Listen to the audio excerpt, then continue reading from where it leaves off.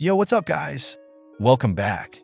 This is the story of what if Naruto was betrayed by everyone, taken by Toby, and became the strongest rogue on a path of revenge. Imagine getting dragged through the mud by your own village, losing everything you care about, only to get snatched up by Toby himself.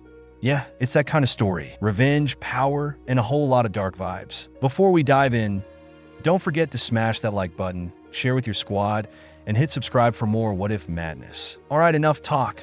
Let's get right into it. Time skip. 2 weeks after Heiden's and Kakuzu's death. A gentle breeze blew as the green grass quivered along with the trees, leaves falling down. One landing on a blonde's forehead as he slowly woke up. Naruto got an uncomfortable night's rest, but enjoyed the wonderful breeze that blew against his face. He sat up and rubbed his eyes a bit. It took his eyes a few seconds to adjust to the bright light from the sun before getting up. He had almost forgotten he killed both Haiden and Kakuzu just 2 weeks ago. It was a slow and tiring 2 weeks. He was glad that things are going the way he wants them to, but now he just knew it was going to get harder now, especially since Shikamaru had seen his appearance. He knows that the Nara must have told Tsunade right about now, and soon the village would have to worry about both him and the Akatsuki. He found the situation funny, yet very troublesome. He found it funny because how he's slowly killing off members from the most feared organization in the shinobi world. The troublesome part is how he knew that one of these days the Leaf, no, all the 5 nations were going to intervene because of all the tailed beasts the Akatsuki had taken. You're not actually scared now, aren't you, Kit? Kurama grinned. Hell no. I chose this path. What makes you think I'm getting scared? Naruto questioned back, but got no response, letting him know that the Kyuubi was asleep, of course. Damned lazy fox. I heard that brat. Naruto gathered his stuff off the grass and walked away from the tree.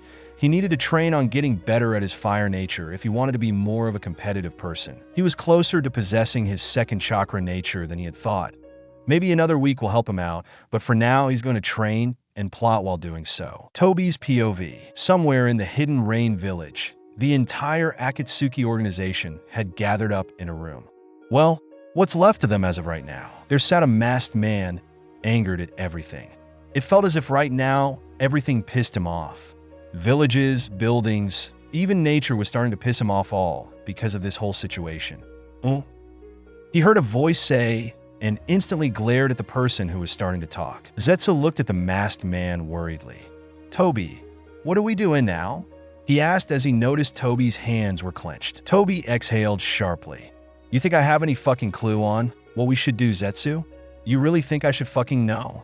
He raised his voice. A purple-haired woman with elaborate piercing and a neutral facial expression stood next to a man with orange spiky hair, with a lot of piercings and purple eyes with a ripple pattern that spreads over the eyes. The room consists of 2 more people, one with a shark-like appearance with blue skin, small white eyes, and sharp teeth. The other's appearance is similar to Sasuke Uchiha. His Sharingan flared red, under his eyes were long, pronounced tear troughs, and jet black hair with a stoic expression on his face like usual. They all watched Toby almost flip out on Zetsu in interest since the deaths of Deidara, Haiden, and Kakuzu.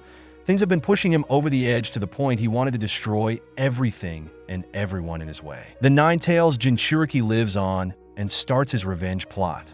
How cute, Kisame said with his usual cocky grin. Yuru sighed. Toby snarled. Perhaps no one is to blame but you, Toby. The purple-haired woman spoke, which made Toby turn his attention to her, his Sharingan flaring behind his one eye hole. Shut your damn mouth. The fucking kid is like a cat. 9 lives? Toby stood up. You don't get to judge my orders, or actions, or dash. Would have been better if I had done it myself. And more easier dash. Conan, that's enough. Pain interrupted.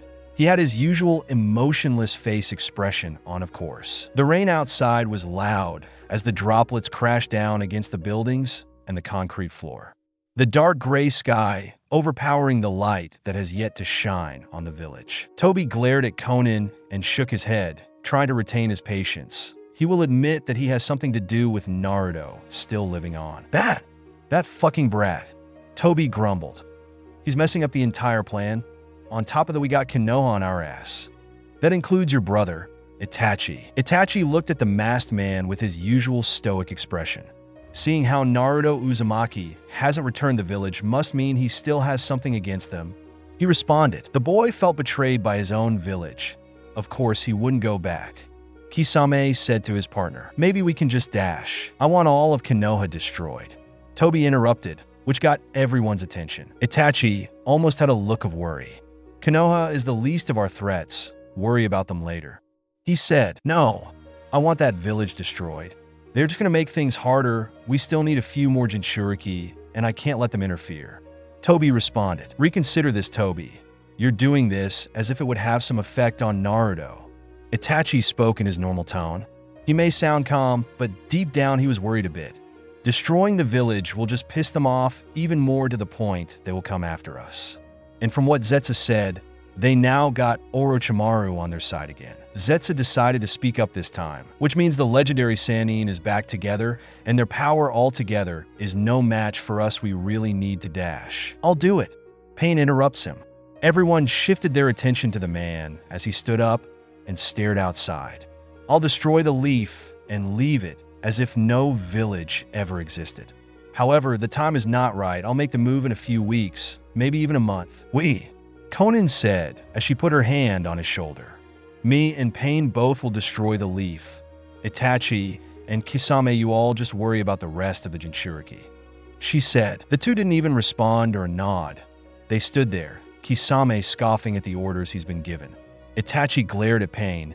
He did not approve of this plan at all. They all went their separate ways. The plan was confirmed, however, they didn't know when they would exactly execute the plan. And one more thing.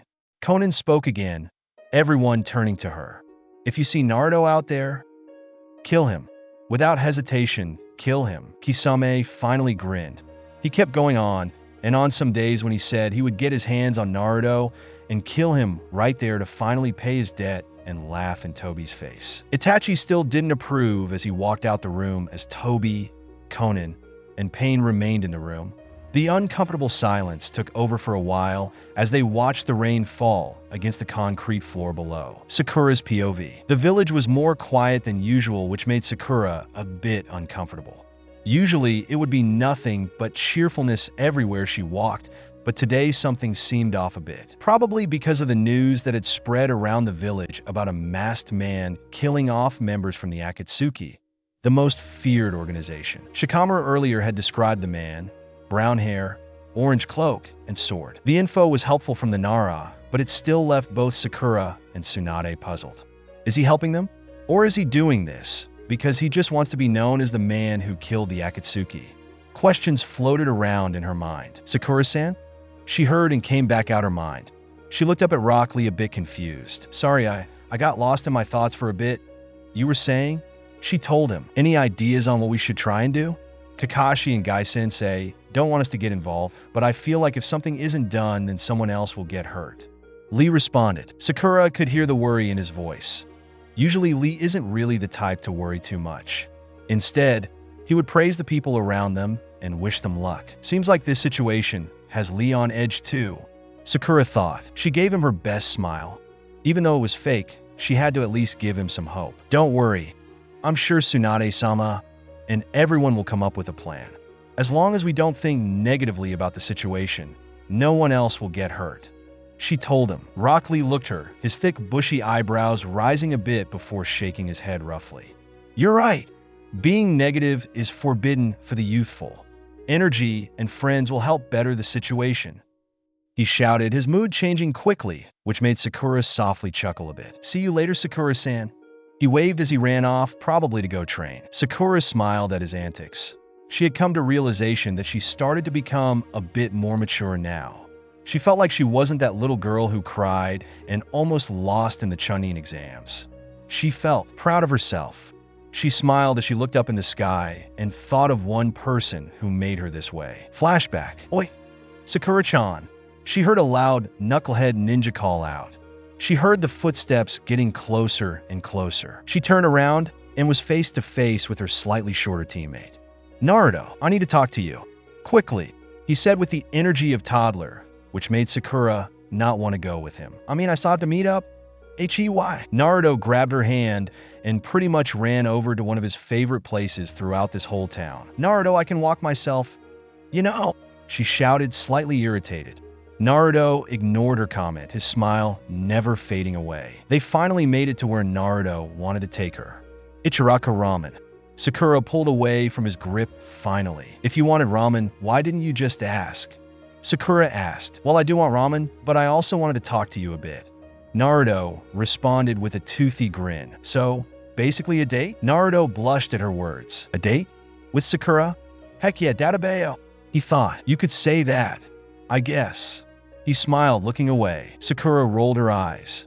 Fine, tell me everything, she said to him, and they both head inside. They order what they want, Naruto getting his everyday thing. As the two began eating, that's when Naruto was the first to speak. Well, Sakura-chan, I kind of wanted to ask you, what do you think of Sasuke? He said, and instantly Sakura's eyes lit up. Answer truth dash. Sasuke cool. Well, I'd say he's so cool. He's so handsome and honestly never gives up and never goes down without a fight. She grew excited as Naruto just stared at his ramen, frowning. Oh yeah, I remember when he complimented me on my forehead. I'm never so happy in my life. I just wanna... Eek! She squealed. Naruto had his hand balled up into a fist as he thought of everything she had just told him. Never gives up, never goes down without a fight. I have those things too, Sakura-chan Tabeo. He thought. Sakura blushed happily and felt as if she could go on and on about Sasuke. She decided to calm down a bit before looking over to see Naruto frowning, not even bothering to touch his ramen yet. Naruto, is something bothering you? She asked. What do you think about me? He asked in a low tone. She looked at him for a bit, not sure if she wants to answer this. She stayed quiet as she took a bite of her ramen a bit. Baka, what the hell am I thinking? She doesn't think anything of me. I'm just a nuisance. Probably not only to her, but everyone else. I'm so stupid. Naruto looked over to her and smiled and chuckled a bit. Don't worry about it. Forget I said anything. She looked over at him surprised. Just a second he felt hurt, but now he seems happy. Sakura didn't put too much thought into it. I mostly wanted to tell you that no matter what the others say, you're a strong kunoichi, Sakura-chan. You protected me and Sasuke in the Chunin exams. I'll forever be grateful about that towards you. He smiled. Sakura's heart warmed up from his words. She could tell that he deeply cares for her, even if she's not on good terms with his actions or ideas. Keep up the great work, Sakura-chan. When I become Hokage, it will definitely be because of you, Databeo. She watched as he finished his ramen and drank the ramen-flavored water from the bowl before putting it down on the counter. I needed that. Naruto. Sakura called him, and he turned his head fully towards her. She smiled at him. Thank you for those kind words. I'll continue to get stronger each day, she said. For once, she felt happy to be around Naruto despite his shenanigans, and how he always has the energy of a hyperactive dog. Looking forward to it, Sakura-chan, he said, giving her a thumbs up, which made Sakura slightly blush a bit. She giggled a bit before grinning. This is your treat, by the way. EHHH. Naruto's jaw dropped. You practically dragged me over here, Naruto, she pointed out. Naruto's sweat dropped as she watched him take out his frog wallet. He looked at it for a bit before looking back up at Sakura and slightly chuckled. It's fine, she said. They left Ichiraku Ramen after Sakura paid for both of them. It was getting dark fast, so Sakura thought that she might as well head home quick. Naruto, I really enjoyed our talk today. It helped calm me a little bit, she said, just doing what Naruto Uzumaki does best, Tabeo. He grinned, his hands on his head as his elbow were sticking out as he walked. Guess I'll walk you home now. No, don't worry, I'll be fine, she insisted. Huh? But the streets are dangerous at night, Naruto responded as Sakura looked up at the lights. It's okay, they're well lit. I promise I'll be home safe and sound, Naruto. She smiled. Well, fine. If you insist, still be safe, okay? You bet, Sakura responded. Naruto then did the unexpected move and hugged Sakura. He hugged her tightly, as if it were the last time they'd see each other. She almost backed away, but didn't. She felt relaxed, safe in his arms. Perhaps now, she would have a different perspective on Naruto now. She hugged back for a bit before Naruto ran off waving. See you tomorrow, Sakura-chan. Just watch, I'm going to surpass Sasuke and all the Hokages and become this village's Hokage. Databeo, he shouted. Sakura smiled at his antics. That Baka, he drives me nuts, she joked as she walked the opposite direction away from her house. wanted to walk around the village for a bit. Flashback over. Sakura smiled at that night she spent with Naruto before exhaling peacefully. Naruto, I promise to make you proud. I'll become stronger than I am now, and I will always make sure your name lives on, she thought. She walked on over to the Hokage office to see if Tsunade needed any help with anything, while constantly keeping Naruto in her mind. I'll make you proud. Sasuke's POV. Sasuke was at the training ground once more. He had been there since morning, and right now, they had at least 2 hours before the sun would start going down. After a few days of persuading Tsunade to free Orochimaru from all his crimes, she had agreed, and the Snake Sannin had been training him since. Orochimaru was quite surprised about how much progress the Uchiha could make. He was definitely a fast learner. Sasuke held out his arm to reveal a summoning Justu on his wrist. Smoke appeared as Sasuke pulled out 2 shurikens and threw them, one from the top and the other from the bottom. He added the Chidori effect for both before a string came out his wrist and connected to the shurikens. He lightly pulled as it came apart. The blades came, each going against a tree that had targets on them. He hit every bullseye. Not bad, Sasuke, Orochimaru said with a grin. Sasuke caught his breath as he stood straight and looked at his work. Finally, I'm getting better. He was about to do it again before he heard a voice that annoyed him most. Sasuke-kun, you're so amazing. He looked over to see Karen blushing next to Suigetsu. Geez, Karen, you really can't control yourself, you know. Suigetsu said. Yurusai. Karen responded. Just go on ahead and say it already. We've all known for the past 2 weeks how much you love Sasuke and wouldn't mind marrying him and help repopulate his clan dash. Karen then angrily punched Suigetsu.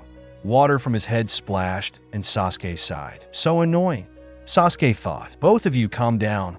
Suigetsu, stop pissing Karen off, and Karen stopped distracting Sasuke. Orochimaru said. Suigetsu's head returned back to normal as he had his grin still on his face. All right, he said before leaning against a tree as Karen pulled her glasses up. I'm done for now, Sasuke said, walking away. Do something productive instead of yapping back and forth. Sasuke walked away from the group, not wanting to spend any more time around Suigetsu and mostly Karen. Orochimaru's POV. Orochimaru soon walked away from Karen and Suigetsu and just walked around the village. He was earning a lot of glares and scared looks from children's faces, but he didn't blame them. He heard most things people were saying about him. He passed by a restaurant and was feeling quite hungry. The people here might now want to serve him, but he was going to try it anyways. He pushed open the door and walked inside, his feet tapping against the wood floor with every step he took. He looked around the place. Oi! Orochimaru! He heard the familiar voice call. He looked over to see Jiraiya waving his hand and Tsunade sitting in front of him with a bottle in her hand.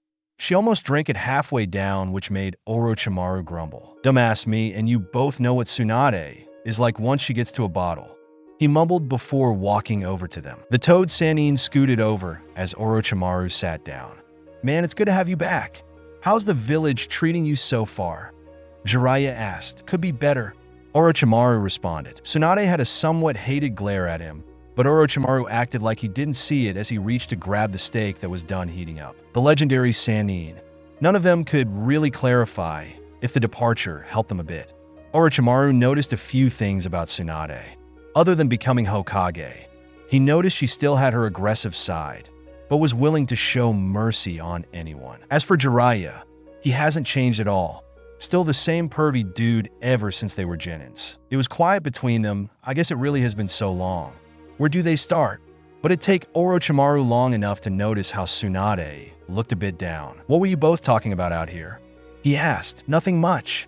Nothing that concerns you, Tsunade said harshly. She still has that grudge against him. Tsunade, as Hokage, you freed Orochimaru from his crimes and accepted him. He's a part of us now.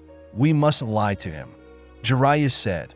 Tsunade scoffed before drinking out her bottle. Jiraiya sighed and cleared his throat. I've been hearing rumors about the Akatsuki's leader and where he might be. He started off. Akatsuki? Why do you want to know about its leader? Orochimaru asked. Well, for one, if he's the leader, he must be the strongest, right? Second, the group is starting to die out. No telling if he might make the move on Konoha. According to these rumors, where might he be? Orochimaru asked. The snake Sannin was a part of the Akatsuki at some point, but wasn't too familiar with the leader and where he could be, so this was some information he could definitely use. They say he's in the Amage cure. Tsunade responded. Rain Village? Yes, seems that way. Jiraiya said, but the problem is that the village has tight border control and strict rules. Tsunade pointed out, the Akatsuki leader wouldn't be able to move so freely then. There's got to be a place somewhere in the village that he stays at. Orochimaru said, the thing too is that the village is split into two, the leader supposedly running one of the sides. Jiraiya said, it's surrounded by the earth, fire, and wind countries. It's always been a battleground between those countries. Tsunade said, the number of refugees have grown and the political stability is not properly handled. Seems like Amage Cure isn't making easy for its enemies to infiltrate together. Orochimaru said, so I'll go into the village alone to confirm the information. After that, when I find out it's true, I'll come back and we'll make a plan. Jiraiya said. Orochimaru and Tsunade both looked at him as if he were crazy, which he was right now. Tsunade had the most worried look on her face Orochimaru has not seen in a long time. It's too dangerous to go alone. You know that, she said, but I am one of Konoha's legendary Sannin. Both of you know what means more than anyone. He responded, no, not you. I'll go instead. I'll look around the place and try to get more info on where they're keeping the leader and return back to you. Orochimaru said, besides, it's a really tough, risky mission, so I'm sure Tsunade-sama and the village wouldn't mind if I do this. No, I made up my mind. You both stay here and work things out between each other while I go. Jiraiya insisted. You need to prove to her and the people that you're not the same guy who attacked the village. And Tsunade, you're Hokage. These people need you. Tsunade looked away, her cheeks almost red from the alcohol. She really wanted to insist, but he was right. She is Hokage and needs to look out for the people. But she felt sorry for having no choice but to let someone she depends on most to take such risks. Time sure does go by quick. To think Princess Tsunade, someone who used to be flat-chested, would grow up and grow massive boobs before becoming Hokage. And Orochimaru, who was smart but a weirdo, would grow up to almost destroying the leaf and be the cause of the third's death. Jiraiya said as he drank from his glass. Tsunade ignored the crack he made about her boobs, and Orochimaru ignored him calling him a weirdo. We're all certainly growing old, and we've all been through rough times. Orochimaru being an orphan and following the wrong path. Tsunade having to deal with her brother and lover's death. And me having to go through losing my student and his wife because of a vicious attack and now failed to help make sure his son would grow old. He said, frowning. Orochimaru looked at his teammate with interest. Perhaps he has changed a bit from his tone of voice and how he talks. He questioned if this was the same Jiraiya he knew years ago. But there's no use in dwelling in the past, you know. I want to set an example and help the new generation. For that reason, I would gladly give my life with a smile. Jiraiya said softly. After all, that's the cool things us old farts can do. Orochimaru saw Tsunade almost blushing, as if his words hit her deeply, because it did hit him. But he also noticed how soft she's become around her these past 2 weeks. She's falling for him, isn't she? He thought. The three sat there and joked around a bit. Orochimaru was slowly starting to get along with Tsunade, and Jiraiya was being him, of course. It felt nice to have all three of them together again. Time skipped. Naruto's POV. Naruto tried to stand up tall, but after so many hours of training at a lake, he felt like he could collapse at any moment. He was breathing heavily and was covered in sweat, the sunset shining in his face. Kid, that's enough. Let's continue this tomorrow. I'm not done. 15 more minutes. Naruto stood up as tall as he could and tried his hardest to catch his breath and not collapse. He cursed before he did a few hand signs. Katan, Gokakyu no Jutsu. He yelled and tried to create a fireball. He'd been using up a lot of chakra to the point he depends on Kurama for some. When he noticed the fireball starting to form, he tried his best to keep it steady, but failed miserably. He fell against the grass and weakly punched it. Kyuso, you should try mastering the Sharingan instead. Naruto ignored him and just laid peacefully in the grass.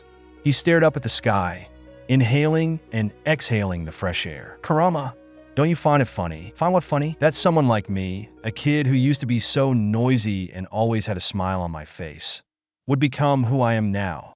Maybe this is how Sasuke felt when he went to go join Orochimaru. Are you saying that you regret leaving? Not one bit. That village is a target, waiting to be destroyed. And I stand by what I said about everyone there. I fucking hate them so much that I wouldn't mind if they would all die. They've treated me like a broken toy, but their toy is gone. They start crying like some little kids. Now you see what I've been seeing, huh? Naruto Uzumaki. He heard a voice. Naruto acted quick and drew his sword and aimed it to see Itachi standing there, his Sharingan already flaring. Naruto's face scrunched in irritation. Bastard, you've come to kill me the moment I'm low on chakra, fucking coward. He said, I didn't come here to fight. I came to talk. Naruto didn't listen. I'm not going down like that. He did a hand sign and summoned a shadow clone. They both charged Itachi and stabbed him in the gut. The man stood there with the same emotion on his face. You just don't listen, he says before his body turned into a bunch of crows. I didn't come here to fight Naruto, but to talk, he said as the other shadow clone dispersed and Naruto fell to his knees and depended on his sword to help keep his balance. Naruto looked to see Itachi holding his hand out to help him, but he smacked it away. Just fucking kill me already. See if I give a shit. Naruto snarled. If I were to kill you, I would have done so already. Naruto stood weakly on his feet and looked at Itachi, his eyes narrowing. After all, you've become strong, Naruto, but you and I are not really on the same level. As much as he despised Itachi, Naruto had to admit that he was right. With or without chakra, Naruto wouldn't stand a chance against the best Jinjutsu user and his power. Naruto chuckled at his words. Fuck you, he said. Start talking already, as you wish. Follow me, Itachi responded, and Naruto did. He followed Itachi over to a cliff where there was a peaceful waterfall nearby. Itachi sat down on the cliff and Naruto joined him. They both looked ahead at the sun going down, the sky turning orange from its light, and the beautiful grass and trees blowing from the breeze. Nice, isn't it? Itachi started off, if you say so, but you make it seem like we're on a date. Naruto responded, and Itachi just sat there with his normal expression. At least crack a damn smile. The Akatsuki know you're alive. They know you're killing us off, one by one. Itachi said, It's true, Toby and the rest wanted you dead, but I had hopes for you. Naruto raised an eyebrow. Had hopes for me?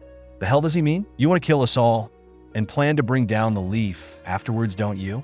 He questioned. Yeah, I plan on just doing that. Naruto responded. Let's say it doesn't go the way you want it, Dash. It will. Naruto interrupted. If it weren't, if Toby or anyone else were to capture you and most likely kill you, what then? Would all the killings have been for nothing? Itachi asked. Naruto narrowed his eyes. What are you trying to prove? The hardest choices have to come from someone who has the strongest wills. Even if that person didn't want it, they would have no choice. Naruto's eyes almost widened. This was unlike Itachi. What the hell did you do? Did you kill the Akatsuki? Itachi stayed quiet, which made Naruto frustrated because he wasn't getting an answer. What did you do? He raised his voice. Itachi sighed and closed his eyes to relax his thoughts. Horrifying moments came to his mind, and he felt like he just had to tell Naruto about it. Let me tell you about Uchiha clan slaughter. People think all I did was kill them all and betray them, betray Sasuke. Itachi responded, but there's more to the story than you or anyone else knows. Naruto looked at his in shocked interest. Was he forced to do this? Just what the hell is going on? It all started when it was mission received from the Hidden Leaf Village. Orochimaru's POV. Orochimaru, Jiraiya and Tsunade were all in an alleyway. Jiraiya patting Tsunade's back as she released all the alcohol that was in her system. Orochimaru looked away in disgust as he listened to every splat that hit the ground. Geez, even now you're still worse with sake than I am, Jiraiya stated. Never mind that. Let's take a break somewhere. He responded. Tsunade finished up before wiping her mouth with her sleeve. Jiraiya helped her up and they all left the alleyway. The light from the sunset reflected off their faces as they sat on a nearby bench. They all watched as two kids run by them to get home, laughing. Tsunade still couldn't get what Jiraiya said off her mind. Whoever this leader is, he's got to have some sort of strength to control a big group like that with such powerful people. She spoke. Wouldn't be surprised. He's probably the reason they collected so many Jinchuriki. Orochimaru spoke. True. And you just want to waltz right in there, Jiraiya? She responded, someone has to do it. I'll be that someone. Jiraiya said, still a maniac. Orochimaru said, well, you want to talk? Especially the group you brought in. Jiraiya responded back. It was quiet between the three. Orochimaru was deep down, hoping the best for Jiraiya. Tsunade could not get the thought of receiving a message saying her best friend had been killed out of her head. Jiraiya was ready for this moment. He got up and picked up a scroll. I guess I'll be on my way then. He said, Jiraiya, please. He heard Tsunade whisper. Both Orochimaru and Jiraiya looked at her. Please, for the love of Kami, come back alive. Jiraiya was quite shocked to see how much Tsunade cared for him. He's barely seen her this worried before. If I were to lose you, Jiraiya. She paused mid-sentence, not wanting to finish. You'd cry for me? Wow, that would be an honor. Jiraiya joked. Same for you too, Orochimaru. Baka. At a time like this, he can still joke around if it would make you feel better. Orochimaru responded. But would you cry as much as when Dan died? Jiraiya asked Tsunade, who was just looking at the ground sadly. Baka. She simply said in a low tone. Orochimaru looked at her and definitely could tell she was scared and worried for their comrade. He had to admit it as well. If he lost Jiraiya, he wouldn't know what to do with himself. All three of them had been through hell together in the Second Great Shinobi War. Well then, how about we gamble? They heard Jiraiya say. Tsunade looked up at him with innocent, worried eyes. Gamble? He knows I'm bad at those? She thought, you should bet that I'll die. Jiraiya said, which made Orochimaru sigh a bit. Knowing Tsunade's luck, she's probably gonna lose this. The snake Sannin said, but if I come back alive, then... Jiraiya paused as he looked deep into Tsunade's eyes. Orochimaru watched in interest. Just say it. Tell her how you really feel, Jiraiya. Tsunade looked at him, waiting for an answer. A blush forming on her cheeks. But then Jiraiya laughed out loud. I am kidding. He said to her, you know how grateful I am to you. And besides, wouldn't want to leave our snake friend lonely. Orochimaru's eyes narrowed a bit. Baka, as if I give a damn. He responded, getting dumped makes a man stronger. And in order to fulfill his duties, he needs to laugh it off. Jiraiya said as he pulled out one of his books. Still writing those stupid books that nobody reads? You really haven't changed. Orochimaru said, trying to act cool again, Jiraiya? I'm sure that if no woman were around, then there'd no one to dump your ass, and you wouldn't be able to fulfill your duties. Tsunade joked. True. Jiraiya responded. Orochimaru couldn't help but crack a smile. It wasn't an evil smile he used to have when he left this village. It was a smile from pure joy. It felt nice and peaceful to be all together again. As much as Jiraiya would annoy them both when they were little, he had to admit that it would be better this way. But he also remembered that this could be the last, and had make this moment one of their best moments together. Jiraiya. Orochimaru spoke, and the toad, Sannin, turned his attention to him. If anything were to happen, it's best to send one of your toads to us.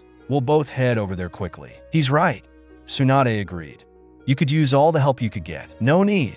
Tsunade is Hokage, so she'll need to stay here.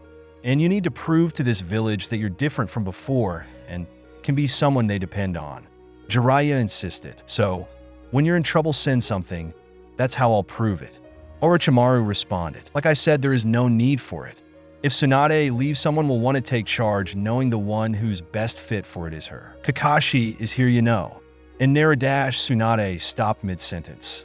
Her thoughts were interrupted once more by the blonde. His smile, his words, it never left her brain. Same for Jiraiya. She missed him so much, she would give anything to have him back. Or at least to spend an hour with him. They were all chasing the same dream, you know. Jiraiya said, your brother Nawaki, and your love Dan. And then Naruto. Tsunade slightly nodded as she exhaled sharply and looked at Jiraiya. However, Kakashi could be able to handle the job. But he would have to take care of all the paperwork you'd leave behind for him. Tsunade chuckled. Coming from the one who was teaching someone as young as Naruto the Rasengan. Well, you could say I was feeling nostalgic. It took me back to when I was training Minato. Jiraiya responded. Yellow Flash, he was something beyond genius.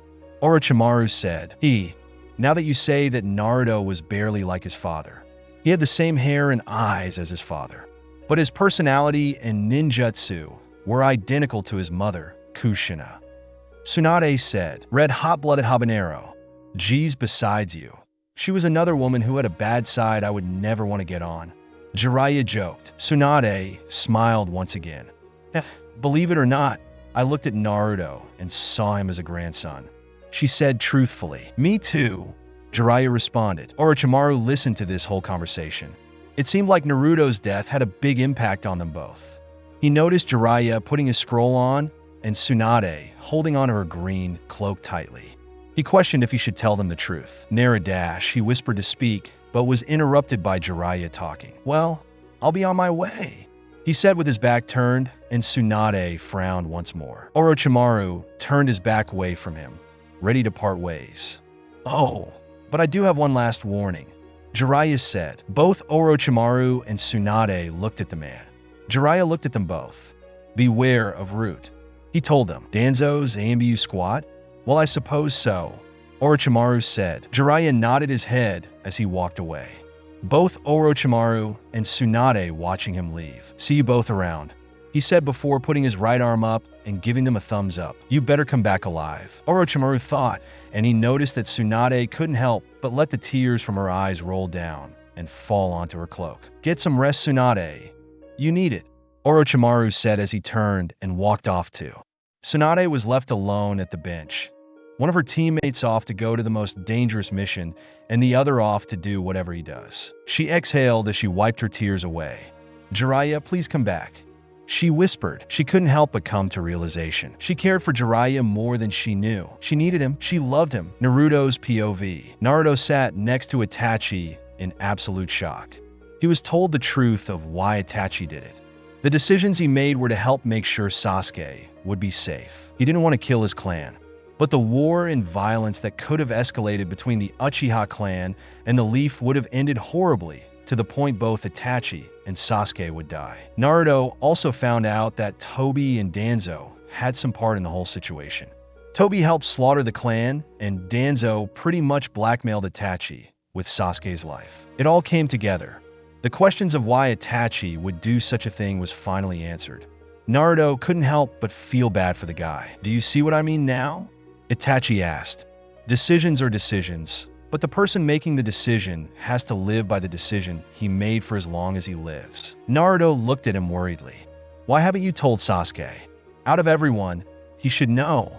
Not me, he said. I fear that if I tell Sasuke, he would turn his back on the Leaf, and there's no telling what he could do after that. Itachi responded. He looked over at Naruto. All I have is one favor that I want you to do for me, he said, and Naruto looked at him confused. If anyone were to kill me, it should be Sasuke. I know he's getting stronger like I told him to that night. Everything he's done is leading up to this moment. I won't let it be taken away from him. Naruto looked back at the man.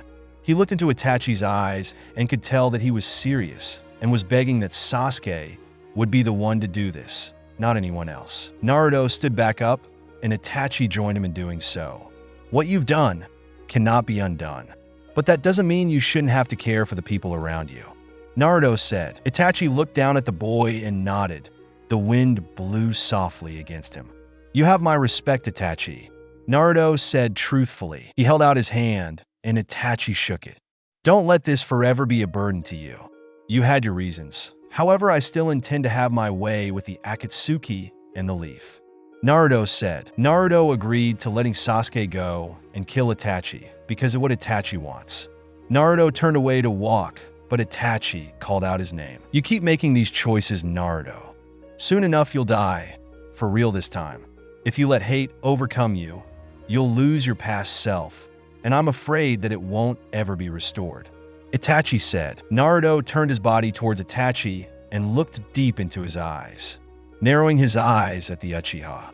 If you wish to fight pain, he's in the Hidden Rain village. However, it won't be easy for you, Itachi told him. And know that if I die, just know I'll be waiting for you, Naruto, Itachi said. This won't be the last time we see each other. Naruto nodded at his words.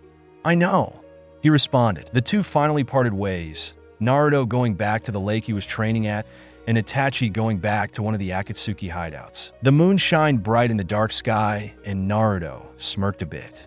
Starting tomorrow, he was going to go find Pain. He was ready to fight the strongest Akatsuki member yet.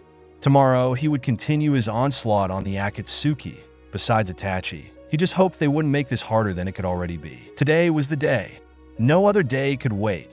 Now is the time for his suffering to end. Sasuke looked down on the red-haired woman and shook her a bit. Mostly everyone was still asleep around this time, so he had to be careful. "Wake up, loser," he said, and shook the girl roughly enough to make her glasses fall off as she groaned. Sujetsu, I swear if this is you, I'm gonna kill you, she said tiredly while rubbing her eyes as she picked up her glasses and puts them. She looked over to see the man of her dreams right there, with the most serious look that she found handsome. She blushed right there and jumped right up. "Sasu Before she could even freak out, Sasuke put his mouth on her hand. She sighed in satisfaction, which made Sasuke more annoyed. "Yurusai," he told her. "Why is it always the people who are useful that have to be the most annoying?" He thought. Karen nodded and Sasuke took his hand off her mouth. "Believe it or not, I'm gonna need your help," he said. Oh, Kami, my help?" She stuttered as her blush returned. "Yes, but if you're not willing to help, then I'll just leave No, she said, waving her hands. I'll help you with anything, Sasuke-kun," she said, blushing. "We're going to an Akatsuki hideout," Sasuke told her as she stood up next to him. "Oh, just the two of us?" Karen asked, fiddling with her fingers. "No, I need 2 more people. That man Yugo and Suigetsu." Sasuke responded in an almost relieved tone. Karen slouched. "I get why we might need Yugo, but what can that lazy bastard Suigetsu be helpful of?" she asked. "Just get ready. We need to leave before Hokage-sama wakes up," he tells her and walks out the door. "I'll be at gate," he tells her. The boy waited by the gate for at least 20 minutes, growing impatient. "Where the hell are those idiots?" As if on cue, the 3 showed up together. Karen had an annoyed face, but instantly put on a smile once she saw Sasuke. Suigetsu had his tired grin, and Yugo had his stoic expression. "Oi, Sasuke. The hell you wake us up so damn early for?" Suigetsu said, yawning after. "Not here, let's go." Sasuke responded, and the 3 people behind him looked at him suspiciously. When they had gotten some distance from the village, Sasuke had broken the awkward and uncomfortable silence. "We're going to an Akatsuki hideout," he told them. "What?" Karen screeched. "Chadomat, why bring us when we just got to the village?" Suigetsu complained. "Hn," was all the Uchiha responded with. He noticed that the orange-haired man, Yugo, was quiet and didn't seem to care much. Sasuke felt grateful that at least someone isn't as annoying. "Because I want to see if you all can be helpful. Karen, you can sense chakra. I need someone like you for this mission," Sasuke responded. "But why us though?" Suigetsu responded. Sasuke continued walking against the dirt road. "You scared of the Akatsuki?" he asked Suigetsu. Hell no," Suigetsu responded. "Then stop bitching," Sasuke responded bluntly and harshly. Suigetsu growled. "All right then, Mr. Tough Guy, Uchiha." Sasuke ignored his comment and walked further than any of them. He was almost way ahead of them. He sighed. "Pick up your feet and walk," he said. Yugo put his hand up to silence Suigetsu before coming out of his silent shell. "You want to kill your brother, don't you, Sasuke?" he asked. When they caught up to him, Sasuke turned back around and answered Yugo's question. "That's right. How do you know you're ready?" Yugo asked. "Because I have enough hate and power to take him head on," Sasuke responded. All 3 of them eyed him carefully. Karen could tell he was serious, that Sasuke wanted blood. His brother's blood. Suigetsu slightly backed up and hid behind Yugo. It seems as if Sasuke's tone of voice and how he spoke kinda shook him a bit. Yugo didn't pay much attention and just followed Sasuke. But he knew that this wasn't going to be a quick battle. Blood and so much power was definitely promised. Time skipped. Sakura's POV. Sakura was in a peaceful sleep. She went to sleep very late and was supposedly supposed to have a peaceful sleep until she heard a knock downstairs and her mom talking. Sakura pulled the blanket over her whole body until her mom called her. Sakura ignored her mom, trying to pretend she was still asleep. Not to mention that if her sleep is ruined, she will get grumpy easily. "Sakura, Hinata is here. She said Hokage-sama summoned you," her mom said. Sakura's eyes quickly shot open, and she sat up quick and quickly changed into her clothes. After a few moments, she finally looked presentable and rushed downstairs and put her shinobi sandals on. She saw Hinata outside, and she had a worried face. "Hinata, what does Tsunade-sama want? I thought we got a day off." Sakura asked. I don't know. An AMBU member came to our door and told me the same thing your mom just told YU. Hinata responded. Sakura and Hinata walked to the Hokage mansion in silence and saw Shino and Kiba alongside Akamaru at the steps as well. Kiba-kun. Pinako. Hinata stuttered. Let me guess, Tsunade-sama called you three here too? Sakura asked. Akamaru barked. Yeah, apparently Kakashi and Yamato should be here too. Kiba told them, seeing how the Hokage sent AMBU to us, it must be urgent. Shino responded. All of them walked upstairs and walked through the halls to the office. They opened it to see Kakashi, Orochimaru, Yamato, Sai, and Tintin there. Their heads turned towards the door, and Kiba looked at them worried. Everyone seemed to be extremely serious today. Sakura stood in front of everyone and cleared her throat. Tsunade-sama, you called for us? That's right. Tsunade responded with her arms crossed under her chest. She sighed and shook her head. Sasuke and three of Orochimaru's people are not in the village. She told them. Sakura and everyone else's gasps could be heard. She wanted to immediately ask if they're betraying them, but didn't want to quickly assume stuff. We sent AMBU all around the village to find them. Not a single person was here. Kakashi told her. Why? Why would they just leave without telling us? Hinata asked. I may be wrong, but I suspect that Sasuke is finally going to cut the ties from his brother Itachi. Orochimaru responded. Tsunade chuckled in irritation. The damned brat knew I wouldn't let him go, so he snuck out this morning, she said through gritted teeth. Orochimaru put his hand on her shoulder to keep her from making a mess in the Hokage mansion. Sakura, Tsunade-sama called us all here because she wants us to make sure he doesn't get to Itachi. Yamato said, you're all to capture Itachi and bring him here immediately. Swana ordered. But how? It said that Itachi is one of the strongest members in the Akatsuki. Not to mention that his Genjutsu is unbelievable. Tintin complained. Other Akatsuki members might be there too. This won't be very easy now that I think about it. Sai said, this job is most likely fitting for Kakashi and Yamato, and even ANBU. Why us? Shino asked. Because I believe you guys can actually pull it off. Throughout the years, you've been proving to me that you've all gotten stronger. Especially Sakura, considering she is my student. Tsunade said. Niji, Shikamaru, and Lee are either on another mission or doing something important. Same for the rest. Well, seems like you've already made up your mind, Tsunade. When will you like us to head out? Kakashi responded. Like I'm gonna let you all wait. She muttered. Right now. Sasuke and his team are most likely rushing there as of right now. Tsunade responded. Alright, guess I'll have Pakin sniff him out. Kakashi responded. Akamaru, and I will back you up. Kiba responded. Tsunade-sama. Sakura said in a low tone. Everyone turned their heads to her. What if the masked man is out there? What if he's trying to also kill Itachi? What do you want us to do when we see him? She asked. Tsunade stood up and looked out her window and sighed. Almost forgot that bastard is still roaming around.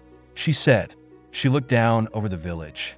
Bring him here too. We need answers from him too. And if he won't cooperate, kill him. Tsunade responded. Hi. Tsunade turned around with a determined expression on her face. All right. Konoha's 8-man squad. Your job is retrieve Itachi Uchiha and bring him here immediately. Got it? Huh. Everyone said together. Naruto's POV. Naruto was walking around the Leaf Village looking for something to eat before he heads out to find Pain. He knew infiltrating the Rain Village wouldn't be easy, so he had to at least kill time and plan ahead on how he's going to take down the leader. He also might even have backup for all he knows. He walked to a dango shop and ordered Mitarashi dangos. He couldn't help but feel as if something's wrong. Kurama was quick to notice his behavior. Don't worry too much, kid. What if Itachi was lying? What if he's not in the Rain Village and when I get there, the entire Akatsuki is there too? Then don't go. Stay here and let the enemy come to you.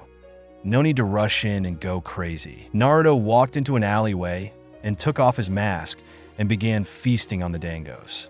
They were pretty good, but then again, I could tell in Itachi's words that he was telling the truth. His tone, how he explained his story to me. Would he really lie? Only one way to find out, kid. Naruto finished up the dangos and just threw the stick on the ground and fixed his mask and stepped out the alleyway. A kid bumped into his leg and fell on the ground. Naruto turned quick to see a girl with Byakugan eyes and dark long hair. Hyuga? Who the hell are you? Watch where you're going, Naruto said harshly. The Hyuga girl narrowed her eyes at him as she stood back up. Hanabi, he heard another girl call out. Naruto got out of plain sight, just in case it's someone who might recognize him. He listened to the two converse. He didn't even know why. They're just little kids, not like anything they say is useful. Hanabi, didn't your sister leave the village along with others? A girl with orange hair asked. Moegi, yeah. We received a letter from the Hokage saying that Sasuke, Uchiha, and a few others left the village to find Itachi. She wants Big Sister and the rest to find Itachi first. Hanabi responded, I stand corrected. This is actually some good news. Won't have anyone try to attack me now. The Hokage also sent someone else too. She sent them to go find the leader of the Akatsuki. Moegi said. Naruto's eyes narrowed. Seems that way, come on. Let's get on back to the academy. Hanabi said as they ran off together. Naruto grumbled and quickly jumped from building to building as he left Konoha. He ran faster than he usually does, which made Kurama chuckle. That got you off your feet, didn't it, kid? The hell is Bachan thinking? Sending someone all alone to find pain. Doesn't matter, I'm gonna find him myself. Naruto's feet stomped against the ground with every step he took while running before jumping into the trees as he rushed over to the Rain Village. Sasuke's POV. Sasuke and his squad were currently jumping through trees, nearing their destination. Like before, the Uchiha was ahead of them. Everything seemed to be going okay for the most part, but then Karen sensed a lot of chakra coming their way. Sasuke, yeah, I sense a lot of chakra heading our way. I don't know if it's Akatsuki or Konoha. She informed him, HN, as figured. Sasuke responded. He started to pick up the pace now as Karen and the rest also tried to keep up. They landed on a cement rooftop. When they were about to run ahead, someone jumped in front of them all. He had a wrapped blade and sharp teeth and blue skin with very pale, white eyes. Kisaya, what a surprise. Suigetsu thought. Sasuke activated his Sharingan in case Kisame tries to stop him. This is as far as you go. At least for the three behind you, Sasuke. Kisame told them. The only person Itachi-san wants to see is his brother. The rest of you have to stay here. Not a problem. Sasuke responded. Sasuke, no way in hell you're going alone. Karen argued. I'm really not in the mood to fight or argue. Sasuke goes alone. It's Itachi's orders. Kisame told them as he stood tall. Karen, it's alright if Kakashi or anyone else gets here, don't fight them. Reason with them. Sasuke told her. But dash. Sasuke then jumped farther ahead and left everyone there and continued on ahead. His nails dug into his palm. Today is the day he ends it all. Right here, right now. Right up ahead, Sasuke saw a building. He could already feel a presence of someone inside. His brother, to be exact. His Sharingan flared red as he walked further and closer to the building. Years of pent-up hate and anger and so much training had led to this moment. He wasn't going to lose, not here. He arrived and stepped inside the very dark and big building. He saw a throne-like chair and someone was sitting in it. He had an Akatsuki robe and his legs were crossed. Answer truthfully. What do you see with Tha's Sharingan eyes? Sasuke narrowed his eyes as he stepped closer to the man sitting down. I could see plenty of things, but the most clear thing I could see is your death, Itachi. Sasuke responded. Itachi eyed his brother. He can tell that Sasuke did not come to screw around. This certainly wasn't going to be like last time at the hotel. My death? HM. It has been a long time, Sasuke. But if what you say is true, in an instant Itachi appeared right next to Sasuke with a kunai in his hand. Make it happen, he told him, and in an instant Sasuke took out his sword, and it came in contact with Itachi's kunai. The fight has begun. Naruto's POV. Naruto had been jumping through trees for almost 30 minutes, but it felt like hours with every step he took. He was determined to kill Pain today. Nothing was going to get in the blonde's way, or so he thought. When he heard something close by, he activated his Sharingan in case of enemies and looked over to see paper bombs lit up. Son of a bitch. Kid, I sense people. They're very close. Naruto opened his eyes and quickly stood up only to be surrounded by 8 people. But these weren't Akatsuki or any other people from villages. These are people he knows. Kakashi-sensei. That's him, the guy Shikamaru told us about. Kiba exclaimed. Naruto was aware of his surroundings. Kiba, Shino, Hinata, Tintin, a pale boy who looks around his age, a sensei, Kakashi and Sakura. You gotta be shitting me. Shanaro? Naruto felt someone charging at him and quickly turned around to see Sakura holding out her fist, bringing it towards him. Sakura, wait! Kakashi called out, but it was too late. Naruto smirked. A very strong wind erupted from where he was standing and almost knocked everyone back. They all looked to see Sakura's fist in the hands of the masked man. Sakura's eyes almost widened. He blocked it? Such strength. Show me more. Entertain me, Naruto said behind his mask. Sakura then noticed the Sharingan in the eye hole. She jumped out of the man's grasp and stood where she was standing at first. And Uchiha, impossible. I really don't feel like fighting. At least not you guys. Naruto said, don't underestimate us. Kiba shouted, would then emerge from the ground, which shocked Naruto enough, considering no one should be able to possess wood style after the first Hokage. Naruto just jumped to try and avoid the wood, so he doesn't get captured or killed. He then noticed Akamaru turned into Kiba as both of them rushed over to him. Gitsuga, Kiba and Akamaru both began spinning like a tornado and rushed towards Naruto. Naruto quickly made a hand sign. Kakebushin no Huto. Naruto muttered as a shadow clone appeared and grabbed his hand and tossed him against a tree to escape the wood. The shadow clone disappeared because of Kiba and Akamaru, and so did the wood as Naruto looked down upon there. Naruto then looked over to see a black and white tiger charging him. Naruto ran up against the tree and put force into his feet to jump off and take out his sword and stab the tiger drawing. The ink then splashed against the ground as Naruto landed right by Kiba and kicked him into the Akamaru, who was disguised as Kiba, and they both ran into a tree. Yamato, watch my back, Kakashi said. Naruto turned around only for his sword to meet with a kunai. Kakashi stood in front of him, his Sharingan also flaring. You're really good for someone short, Kakashi said. That shadow clone jutsu. It reminds me of someone I once knew. I don't give a damn. Naruto responded as he jumped away. Shino sent a lot of bugs Naruto's way, and he quickly made a few hand signs. This better work, damn it. Gaton. Gokakyu no Justo. Naruto exhaled a huge fireball towards Kakashi and Tenten, but Yamato quickly used his wood style to shield them both. The fire tried to burn through, and Yamato made a hole in the wood as Tenten used a jutsu. Naruto, unexpectedly, then saw a few kunais heading towards him with an angry Sakura coming from his right and Hinata on his left. Shit, Naruto knew he was going to feel some damage, but he was going to have to take a risk. A risk that could give away his identity. Kakebunsin no Justo. Naruto took out his sword as the two shadow clones appeared. Let's go, Kurama? Yeah. Naruto then had the Nine Tails chakra leak out of him and his shadow clones, which made everyone's eyes wide. The two shadow clones grabbed both Hinata and Sakura by the arm and kept a very tight grip. Perfect. Naruto noticed the kunais still heading his way as he took out his sword and stabbed the shadow clone that was holding Sakura and jumped midair as a few kunais hit his leg, arm, and scratch against his mask. He appeared behind Sakura and gave her painful kick to the back, which sent her flying into Hinata as the other shadow clone disappeared. This gave him time to take out a few paper bombs and throw them down towards everyone. They had to act quick. Everyone get away now, Yamato yelled. Sai quickly drew a lion which grabbed Sakura and Hinata midair.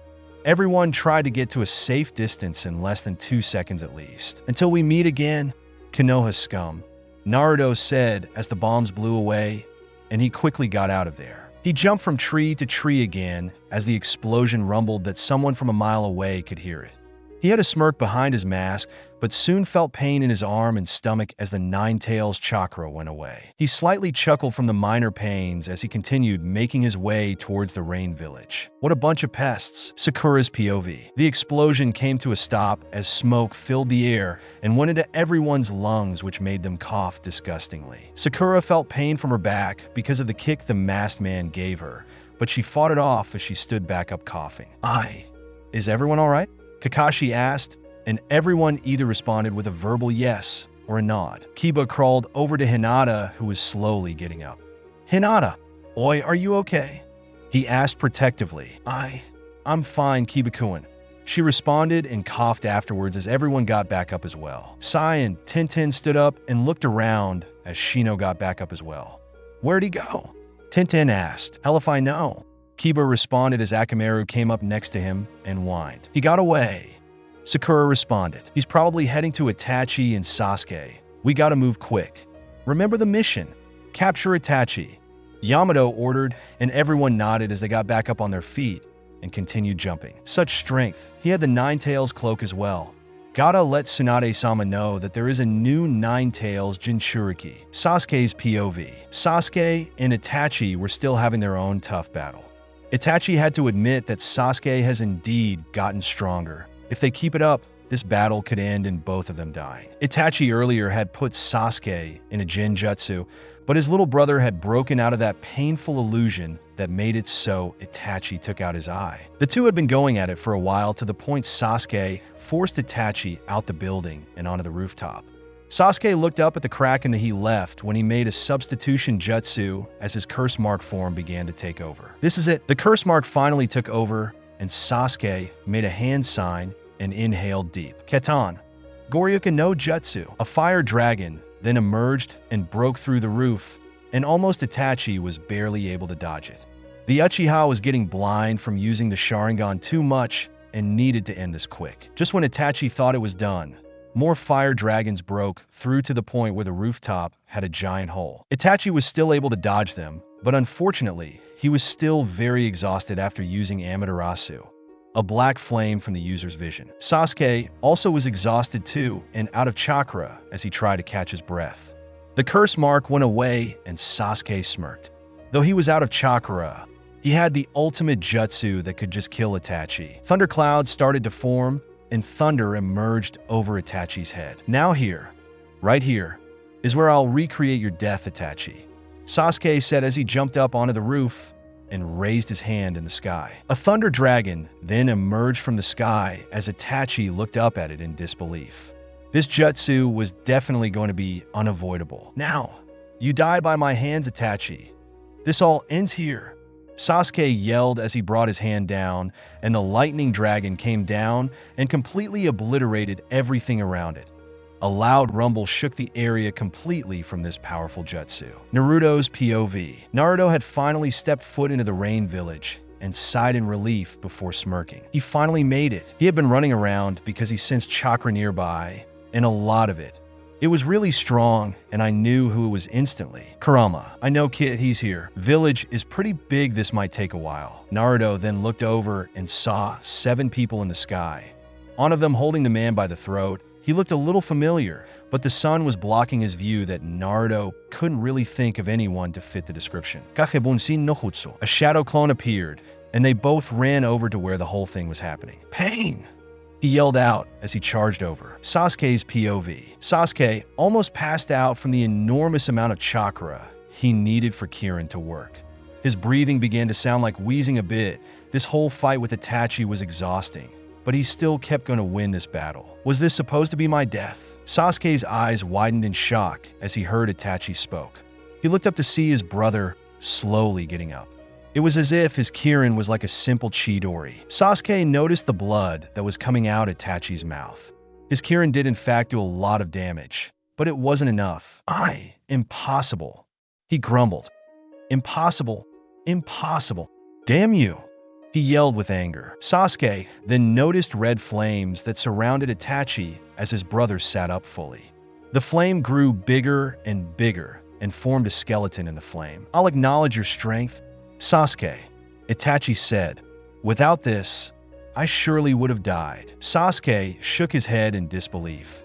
He was also confused about what this skeleton flame is that surrounds Itachi. But now it's time I show you my trump card.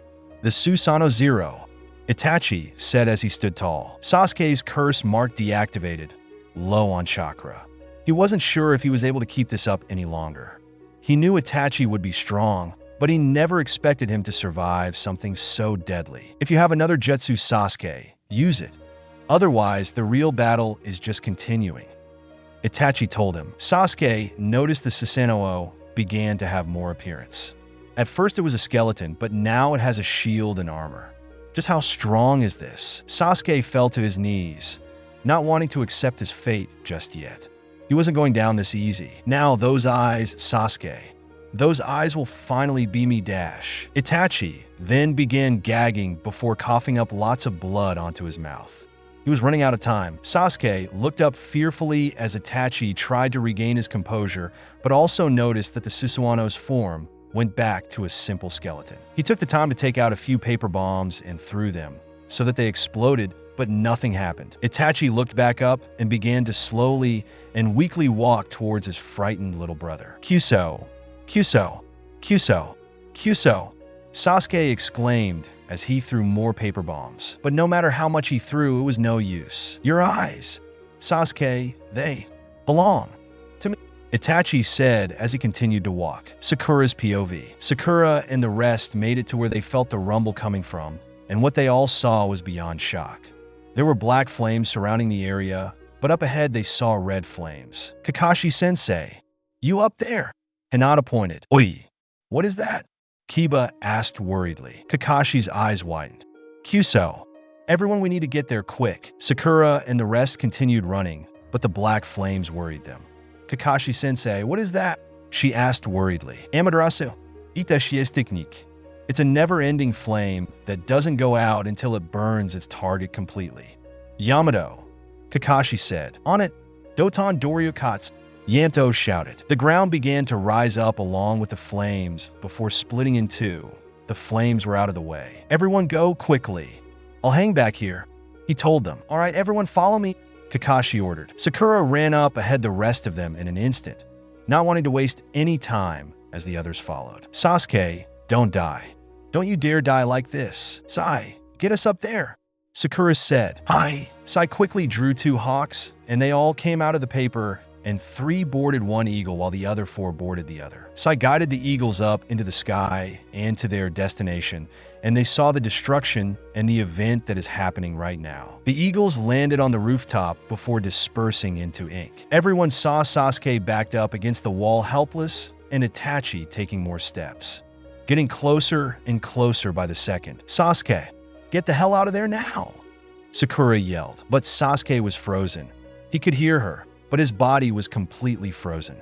Sakura decided to just forget about the consequences and rushed towards him. Sasuke, wait! Sakura-san, Hinata called out as she followed. Naruto's POV. Naruto made it to wherever the battle was happening. He saw nothing but destruction and water. He looked down and saw a man with 5 holes in his back. Blood surrounded the man. Naruto then looked over to see 6 people with orange hair and Akatsuki cloaks. Anger built up in him. Pain, he called out. Pain, I'm right here. He shouted and watched as they 5 stopped and turned around. Pain looked and saw a masked man standing a few feet away from the man who laid on the ground. Naruto Uzumaki, Pain whispered. Naruto took off his mask and dropped it. I'm right here, Pain. It's just me and you now, today.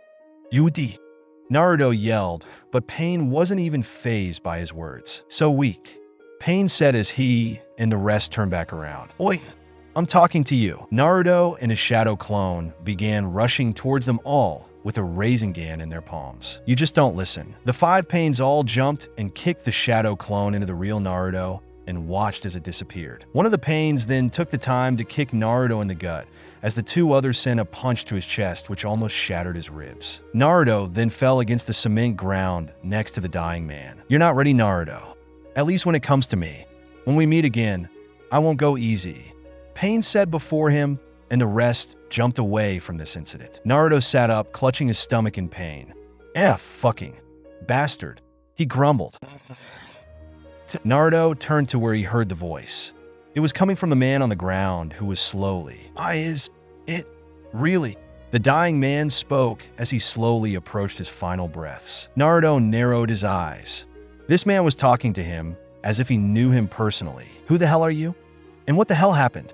Naruto asked, but the man could barely speak. Answer me, Naruto yelled, but the man laid quiet before whispering something that Naruto couldn't quite hear. What the hell are you even saying? Sasuke's POV. Sasuke was still backed up against the wall as his older brother finally approached him.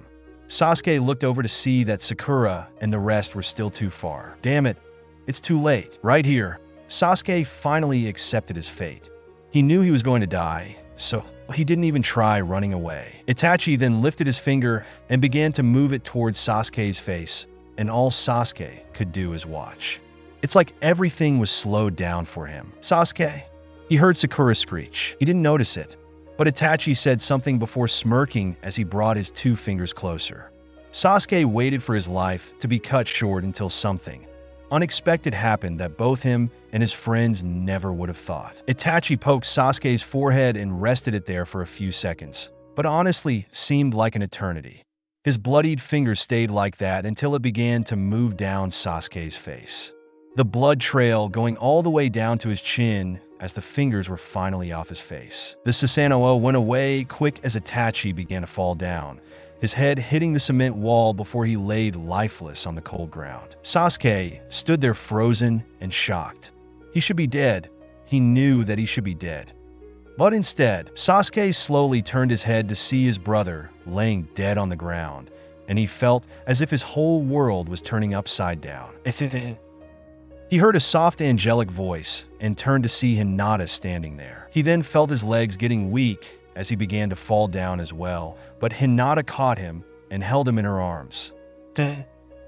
She said softly as she looked down at the weak and exhausted Uchiha. Hinata, he managed to say, "We're here.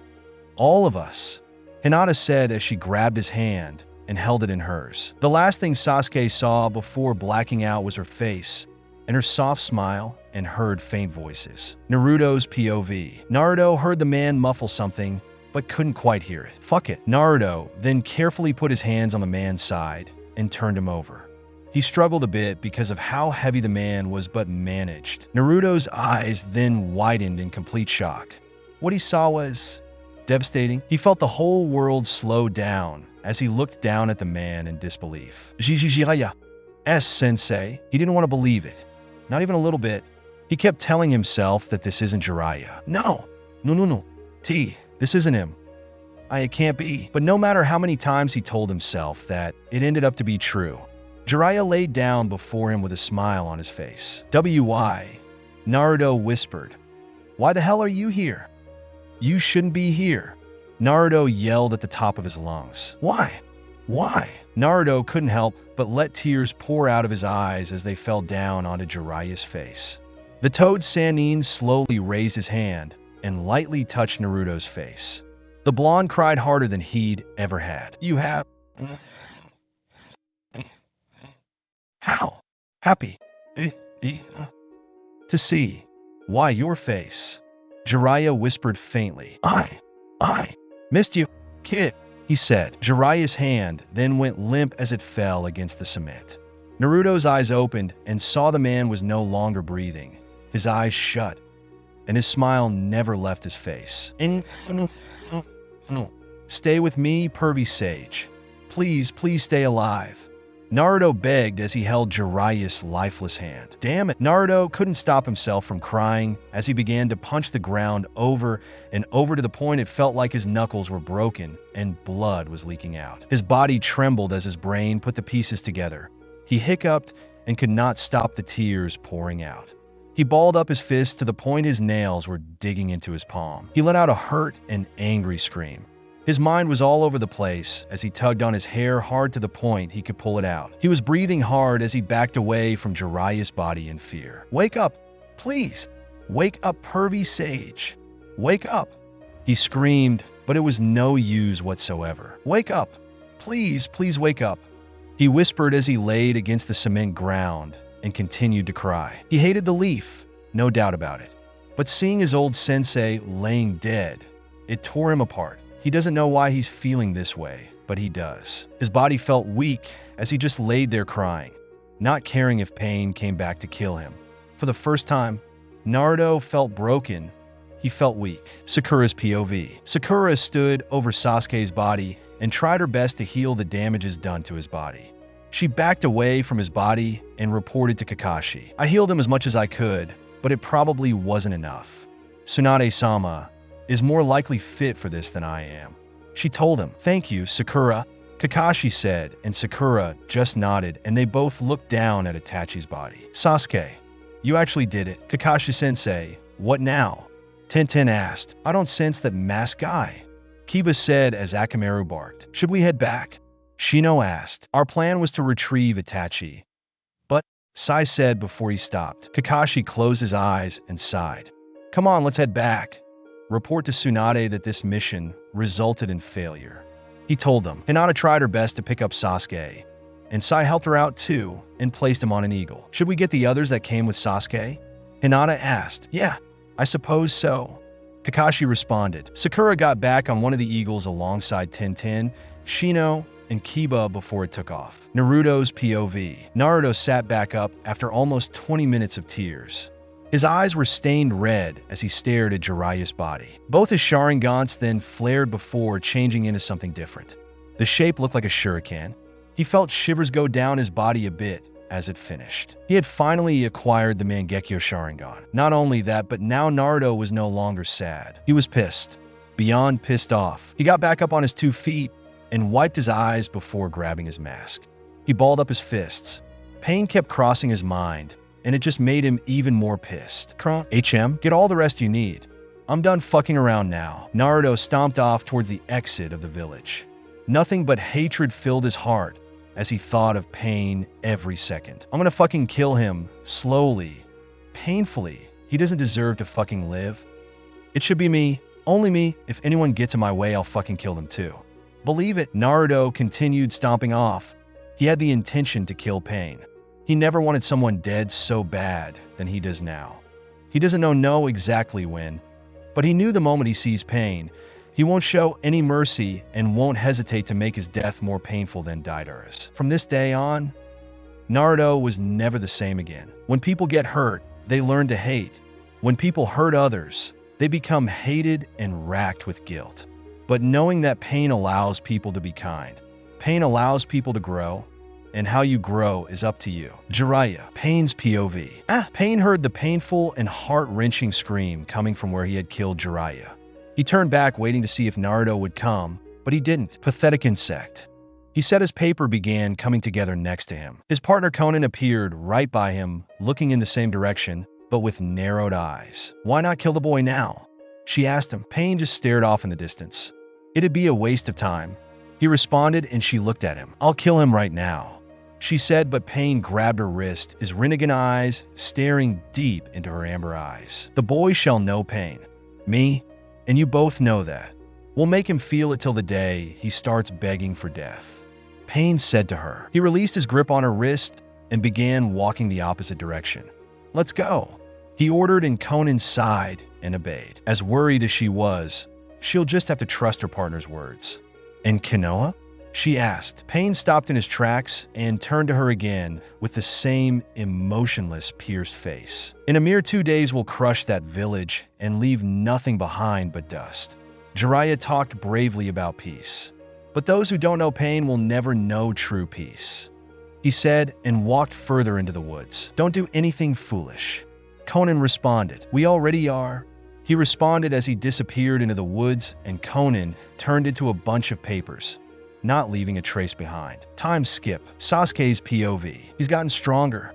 I'll give him that. Still, the risk he took almost ended terribly. Sasuke heard voices in the room he was in.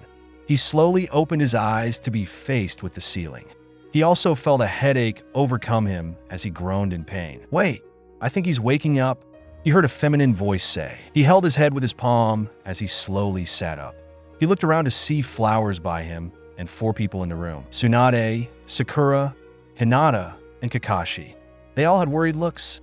Sasuke noticed he was in a hospital bed as he heard beeps from the monitor next to him. He tried his best to memorize all the things that had happened. His eyes almost widened. He killed Itachi. He killed his brother like he said he would. Tsunade walked over to him. She wanted to yell badly, but she was in a down mood. Not because of what Sasuke did, but something else. How long have I been out? Sasuke asked them. A day. That battle with your brother took a toll on your body. It took both Sakura and Tsunade-sama to heal you. Kakashi answered back. Tsunade sat next to the boy with a frown on her face. It didn't take an idiot to notice her mood was different than it usually is. Tsunade-sama, is something wrong? He asked. In return, he got silence from her and the people around him. Kakashi looked down at the ground with his one visible eyes, and Sakura and Hinata also frowned. What's going on? He asked in slight irritation. Jiraiya was killed in battle. Tsunade decided to answer. Sasuke looked at her worriedly. He wasn't as close to Jiraiya, but this was sort of shocking news, even to come from Jiraiya's longtime comrade. He was in Rain Village trying to fight the Akatsuki leader. But Kakashi stopped talking once he saw droplets of tears fall against the hospital bed from where Tsunade was sitting. "Excuse me for a moment," she whispered as she rushed out the door. They all stared at the door. Sasuke sat there not knowing what to feel. He had killed his brother, but Tsunade also lost someone close to her in the same day. He only knew exactly how she was feeling because she had lost someone close to her, just like how he lost Naruto. Moments later, the door opened again, and about 5 people entered. Kiba, Shino, Yamato, Sai, and Tenten. 3 more people came in as well. Karen, Suigetsu, and Yugo. Sasuke doesn't know why he needs this much visitors, but ignored it anyway. He looked around, and almost all of them had narrowed eyes except Suigetsu, Yugo, and Karen. "What's going on?" He asked them, but was once again met with silence. Hinata stood next to him. "We ran into trouble when coming to get YU?" she said as she put a hand on his shoulder. "Akatsuki, no," Sakura answered.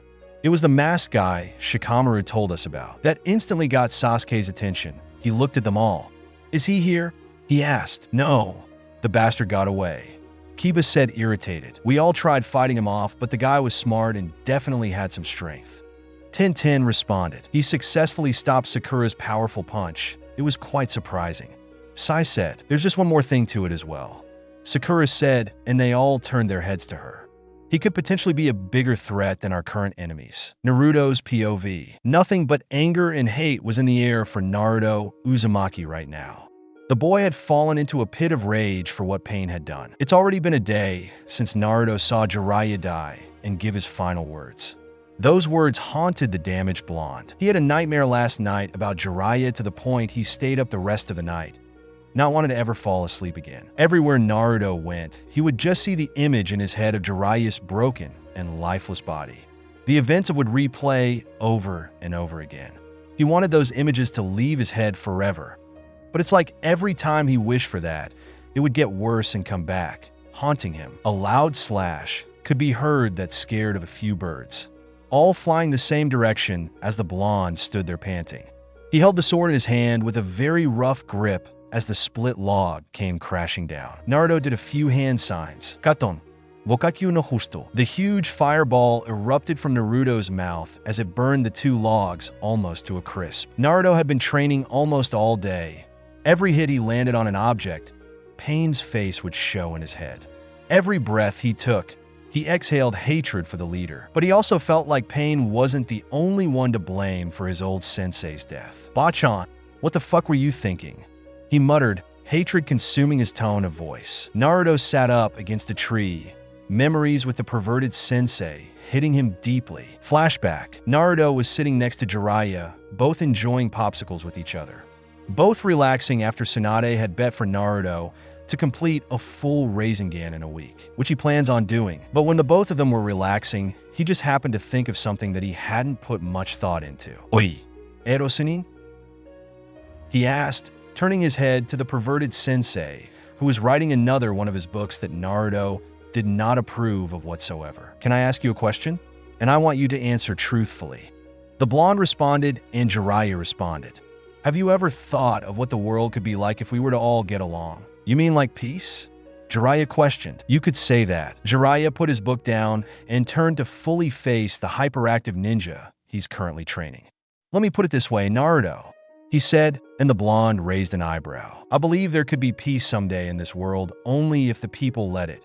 He responded, but the blonde was so clueless that he raised an eyebrow, not understanding the message he was saying. "What made you think of this question?" he asked. "It's just," Naruto responded. "We've dealt with enemies before, but every day I remember the time my team and I came across Haku and Zabuza." Jiraiya looked at the boy in interest. He noticed the blonde's voice had changed a bit than it usually sounds. "Haku was willing to die for Zabuza. I feel like if it didn't end the way it did, they both would be alive. Sure, they tried to kill us, but then again, people do bad things, but they can change for the best." The blonde responded. "Do you ever feel like that with Orochimaru?" Jiraiya smirked at the boy. "Of course," he responded. "Orochimaru. He's just lost. He also had a hard life when growing up. But he's smart. What made him do the things he did? To the 3rd Hokage, to the village?" Naruto asked. "That I cannot answer." Jiraiya responded. But in the end, I believe that if we were to all come to an understanding, there would be peace. After all, killing and fighting doesn't help. It only makes things worse. If you want to change someone, then you have to feel what they're feeling. Can you feel what Orochimaru feels? Jiraiya looked puzzled as he stared at the blonde. He sure was asking a lot of questions that Jiraiya doesn't even know how to respond correctly to them. He sighed. No, not necessarily. Jiraiya responded. Killing makes things worse. It won't make anyone feel better or even close to justified. It'll make them even more of a monster than the person they killed. Jiraiya said. He took the last bite of his popsicle before throwing it far on the grass, and so did Naruto. The blonde got the answer he was looking for, and he took those words to the heart. Gonna continue training? Jiraiya asks. Hi. I'm gonna prove to that old lady that I can master this thing in a week to Bayo. Naruto cheered himself. Jiraiya chuckled. You're lucky she isn't here to hear you say that. He responded. Naruto ran off and instantly began concentrating and continued his training as Jiraiya continued writing his perverted book while also looking at the progress his student is making. He had high hopes for the boy as time passes. He told himself that the boy would do the right things in the future. If only that were true. Flashback in. Naruto sighed as he balled up his fists and looked up at the sky. You're wrong, Ero Sennin. People like Pain deserve to be killed, and I'll be the one to do it, he said to himself. Naruto stood back up and continued his training even more, standing by his words. He made sure that his old sensei's death would be justified in the end. Sasuke's POV. Sasuke sat on the bed and for once was confused. They had told him everything, how the masked man single-handedly fought all of them off and ended up getting away. An Uchiha? No way. I was there. Everyone in the clan was dead. It was only Itachi. Does Tsunade-sama know about this? He asked. Tsunade-sama needs a break. Right now is a depressing day for her. I'll tell her when she feels high-spirited. Sakura responded. The room was filled with uncomfortable silence. The only thing left to hear was the heart best monitor. Kiba and the rest left the room. Only people left were Sakura, Sasuke, and Hinata. Your injuries should be fully healed, Sasuke. Sakura said. You can rest a bit more or leave right now. Arigato. I'll leave right dash. Sasuke then felt pain shoot up to his eyes as he covered them both and grunted in pain. Hinata shrieked. I am fine, he said in agony, but in reality he wasn't. His eyes were burning. He felt like he was in the Jinjutsu again when Itachi took out his eyes. Sakura and Hinata noticed blood go down his left cheek. The Hyuga ran over to him quick. Sasuke-kun. Lay down for now, she said worriedly, and he put his hand on her arm. Sasuke dash. He then let out a painful scream and forced his eyes open, and Hinata noticed his Sharingan was activated, but they were a bit different. Before they realized it, black flames appeared and lit up the flowers that were by him. Luckily, Hinata was standing there. She backed away in an instant, and Sakura couldn't take her eyes off the Amaterasu. She approached Sasuke quick. Sasuke. Hey, are you okay? The boy was left panting as he covered his eye again. What the hell just happened? Hi. He responded faintly, and Sakura took the time to rest her palms on his eyes and heal them. The black flames soon went away. That was the Amaterasu. When did you get it? She asked, and Sasuke laid down against the bed as he began to calm down a bit. I don't know. Hinata put her hand on Sasuke's to comfort him a bit. It was working a little bit. Sakura finished up as she stood back up. Looks like you're gonna need some rest first, Sasuke, she said. The raven-haired boy could not argue that. The pain in his eye was starting to go away a bit, but he would need a few more hours. Waki, he responded. Report to Tsunade about the masked man. As Hokage, she needs to take precautions. Sasuke responded. Hi. Sakura responded as she hesitated towards the door. I'll come back to check on you in a few hours, she said before closing the door. Hinata embarrassingly released her grip on Sasuke's hand. She took out a water canteen and held it out. Here, drink some, she told him. Sasuke sat up again and took the canteen and began drinking. He gulped loudly from the refreshing liquid. He almost drank it halfway before stopping to save some for later. Arigato, Hinata, he responded. Hinata shyly nodded as she stood up again. Get some rest. Hope you feel better, Sasuke-kun, she told him. Be safe. Sasuke responded before the Hyuga walked out the door. Sasuke sighed and laid against the soft bed and stared up at the ceiling before falling asleep once more. A day later, Pain's POV. Today is beautiful as ever. The sun was out, and the blue sky was warming as clouds moved. However, this beautiful day is about to turn into a disaster. For Chunins lay dead on the green grass as a man in an Akatsuki robe with piercings and orange spiky hair with purple eyes stood inches away from them. Soon 6 others with piercings and orange hair joined him, and so did a woman with purple hair as well. Pain? Conan asked in an unsure but ready tone as the Rinnegan user had his back turned to her. Today is the day, he responded as he looked in the direction on Konoha. The day pain will be shared amongst those in Konoha. Sometimes you must hurt in order to know, fall in order to grow, lose in order to gain, because life's greatest lessons are learned through pain. Pain. Sasuke's POV. Sasuke Uchiha. Is it true you killed your brother? Is Itachi really dead? You brought justice to the Uchiha clan boy. Villagers were cheering on Sasuke almost all day. Normally people would appreciate the support from others, but something about this made his blood boil. He killed his brother who was responsible for the fall of the Uchiha clan and his mother's and father's death. Why is he so angry then? More questions were asked, as now even kids began to ask. Sasuke tried to hold back as best as he could. He noticed Shizen looking over, and she had a worried look on her face. Sasuke was about to call out to her until Itachi got what he deserved. May he rot in the grave, the damned murderer. Something in Sasuke then snapped. He had the man who said it and couldn't take it anymore. The disrespect towards his brother, the praising, the annoyance. Shut the fuck up, he yelled at the top of his lungs, and the people around him quieted down. The boy was instantly in a fit of rage as he was breathing hard from his outrage. Who the hell are you all to judge my brother? Yeah, I killed him, but none of you knew him, so you have no right to disrespect his name, Sasuke said, infuriated. Just shut the hell up. Keep Itachi and my clan's names out your filthy mouths and move on. Sasuke stomped off as the people were left confused. Some slightly angry for him, snapping like that and using such language when their kids were around. Fucking assholes. Sasuke muttered. Oi. He heard a familiar voice. He sighed and tried to calm down. What do you want, Sakura? He grumbled as the kunoichi sat next to him. I saw what happened with the villagers talking about your brother. She said, I get that you're angry, but you shouldn't have snapped like that, you know. Don't judge the things I do or say. You worry about yourself. Sasuke responded, still angry. Last time I only worried about myself. I lost a comrade. Even more a friend, Sasuke. She responded, you know who I'm talking about, right? Sasuke closed his eyes and sighed. Of course he remembers who she's talking about. How could he ever forget? Every day, he thinks about him. He nodded slowly as Sakura eyed him in worry. Clearly he was in no mood to talk, but that doesn't mean he should be angry either. You think he want you to be angry? She questioned. TSA. The dope was unpredictable. I don't know what he would have wanted.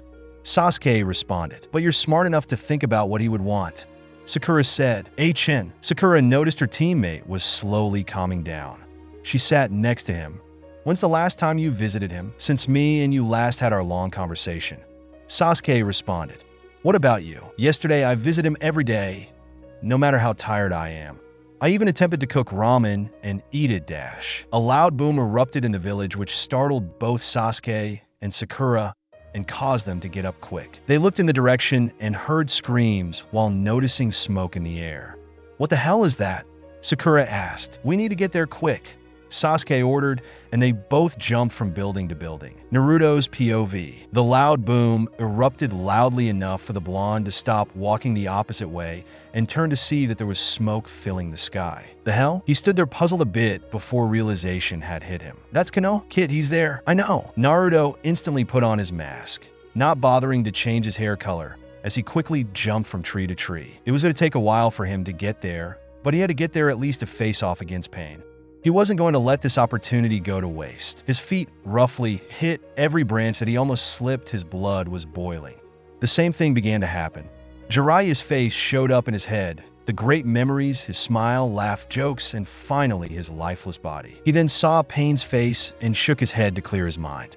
His focus was only on getting to Pain and killing him. Sakura's POV. When Sasuke and Sakura got to where they heard the explosion, they instantly saw villagers running for their lives. They saw fire spreading and children crying as they held onto their moms and dads tightly. A scream from a toddler was heard, and the kunoichi and shinobi both turned their heads to see a giant centipede with purple eyes. An old lady and a little girl was curled up by each other in shock and fear. "Sakura, on it!" Sakura ran quick and leaped into the air and balled up her fist tightly. Ta! She punched the centipede hard enough that it was down in one swoop. Another came approaching her, but a lightning blade went through it and moved up, splitting the large beast in two. "Hey, arigato Haruno-san and Uchiha-san," the little girl said while wiping her tears. "Get somewhere safe, preferably the hospital. Quick," Sasuke ordered, and the two wasted no time in running off. "Sakura, Sasuke," Irika came running towards them. "Irika-sensei, what's going on?" Sakura asked. "I don't know all the facts, but villagers are going around yelling Akatsuki." Irika panicked. Sasuke grumbled. "Sakura, get to the hospital. Heal all the people you can there," he said, running off. What about you?" "I'm gonna find the Akatsuki," he said as he jumped from building. "I don't necessarily agree with Sasuke's plan, but he's right. You're needed at the hospital," Irika said before another explosion went off. "Where's Tsunade-sama? She's been warned," Irika responded before running off. "Get to the hospital before it's too late." Sakura nodded and ran off in the opposite direction and looked up at the Hokage mansion. "Tsunade-sama? I hope you have a solution for all this." Tsunade's POV. "Damn it, Akatsuki. They've finally made their move on us. Tsunade-sama, what do we do?" The ANBU squad member asked. Tsunade was in a tough situation. She had to think this through completely. She is Hokage, and whatever happens to the people of Konoha, she has to take responsibility. She knows that if it comes down to it, she and Orochimaru would have to join the fight. "Sound the emergency alarm. Get Sasuke here immediately before he does something reckless too." She responded, and the ANBU went to go do just that. She stared out the window in anger before she headed up to the rooftop. Sasuke's POV. Sasuke was looking all around for the Akatsuki member, but he couldn't find anyone. All he saw were villagers running from danger, screaming, and cries filled his ear. He wasn't even looking where he was going, and suddenly bumped into Hinata. She almost fell onto the dirt ground until he caught her last second. "Is Sasuke? Where's the enemy?" he asked impatiently. "I don't know. I was helping the people and guiding them to the hospital, and then, wait, Sasuke." Sasuke began walking away from her. If she doesn't know where the Akatsuki member is, then he shouldn't waste any time. "Get to the hospital.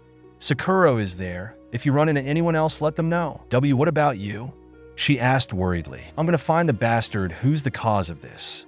Sasuke responded, but suddenly felt his hand get grabbed. "You're not going alone," she told him. "Baka, get to the hospital like I said," he told her and released from her grip. "And no, Hinata, this isn't the time right now. Get to the damn hospital." He raised his voice. If you're fighting the Akatsuki, you're not doing it alone. Think straight.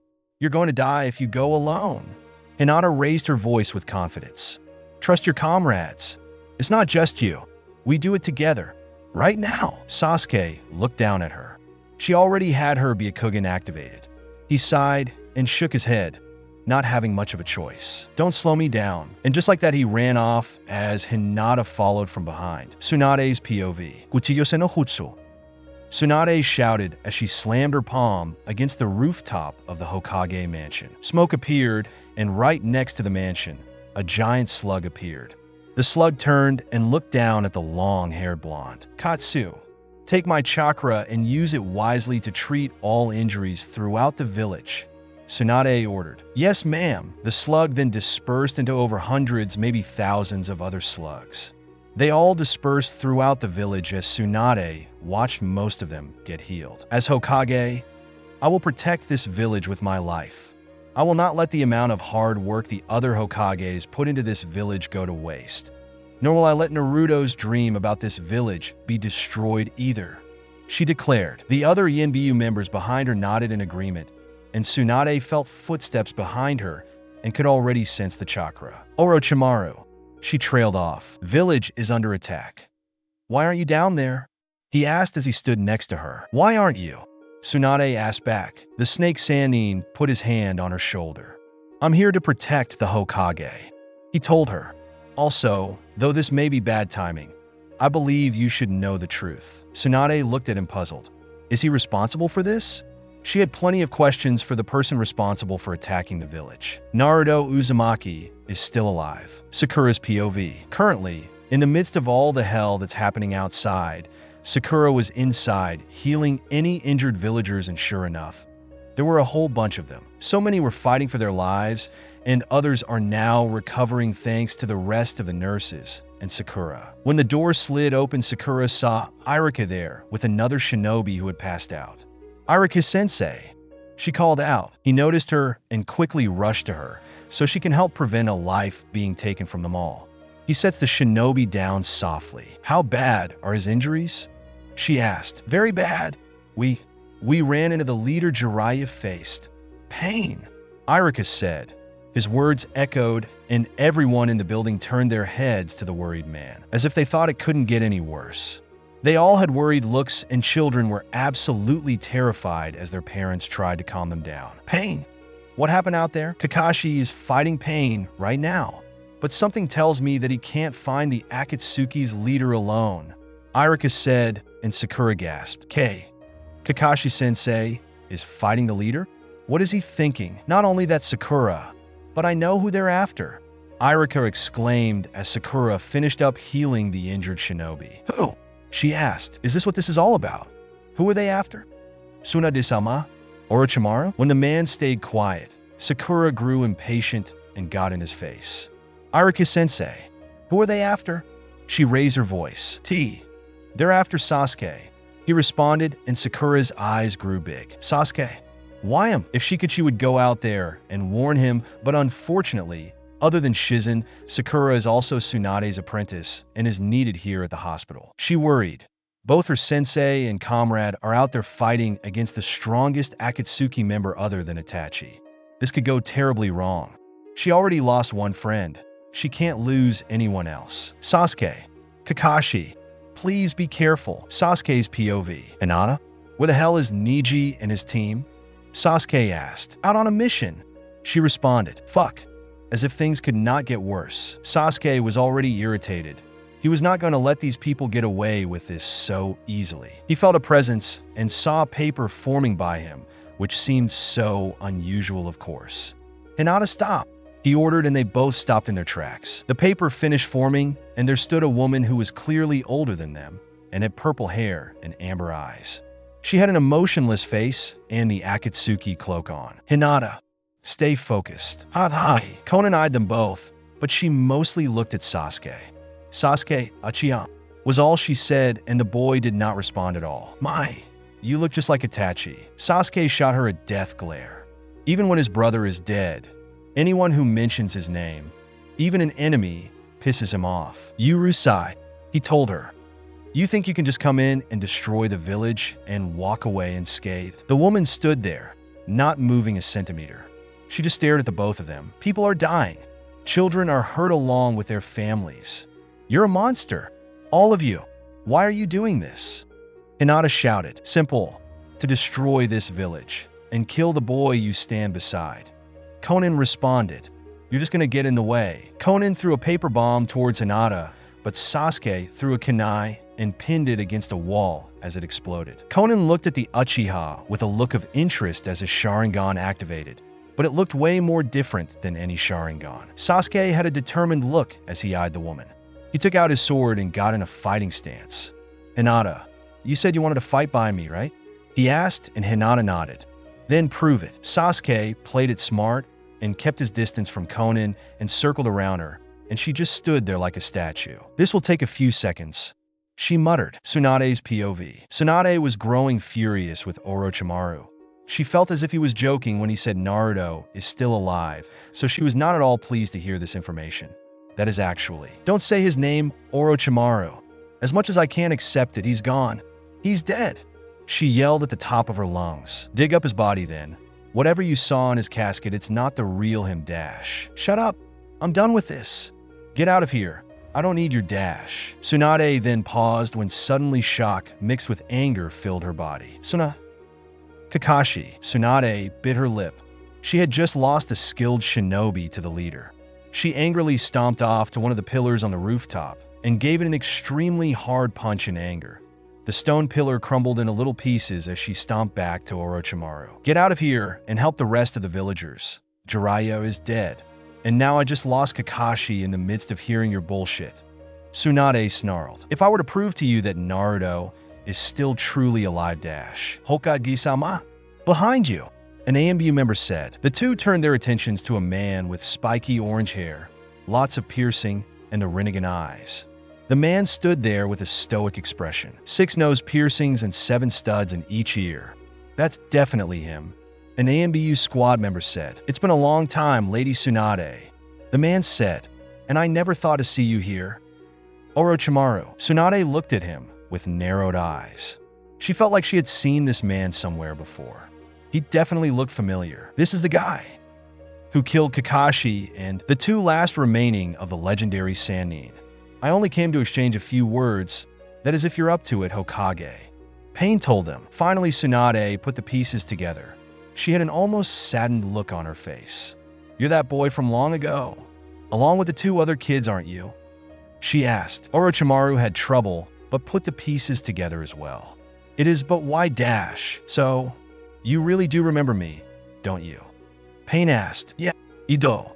Tsunade responded. "You were such a good kid. Why would you do something like this, Yahiko? What happened to you?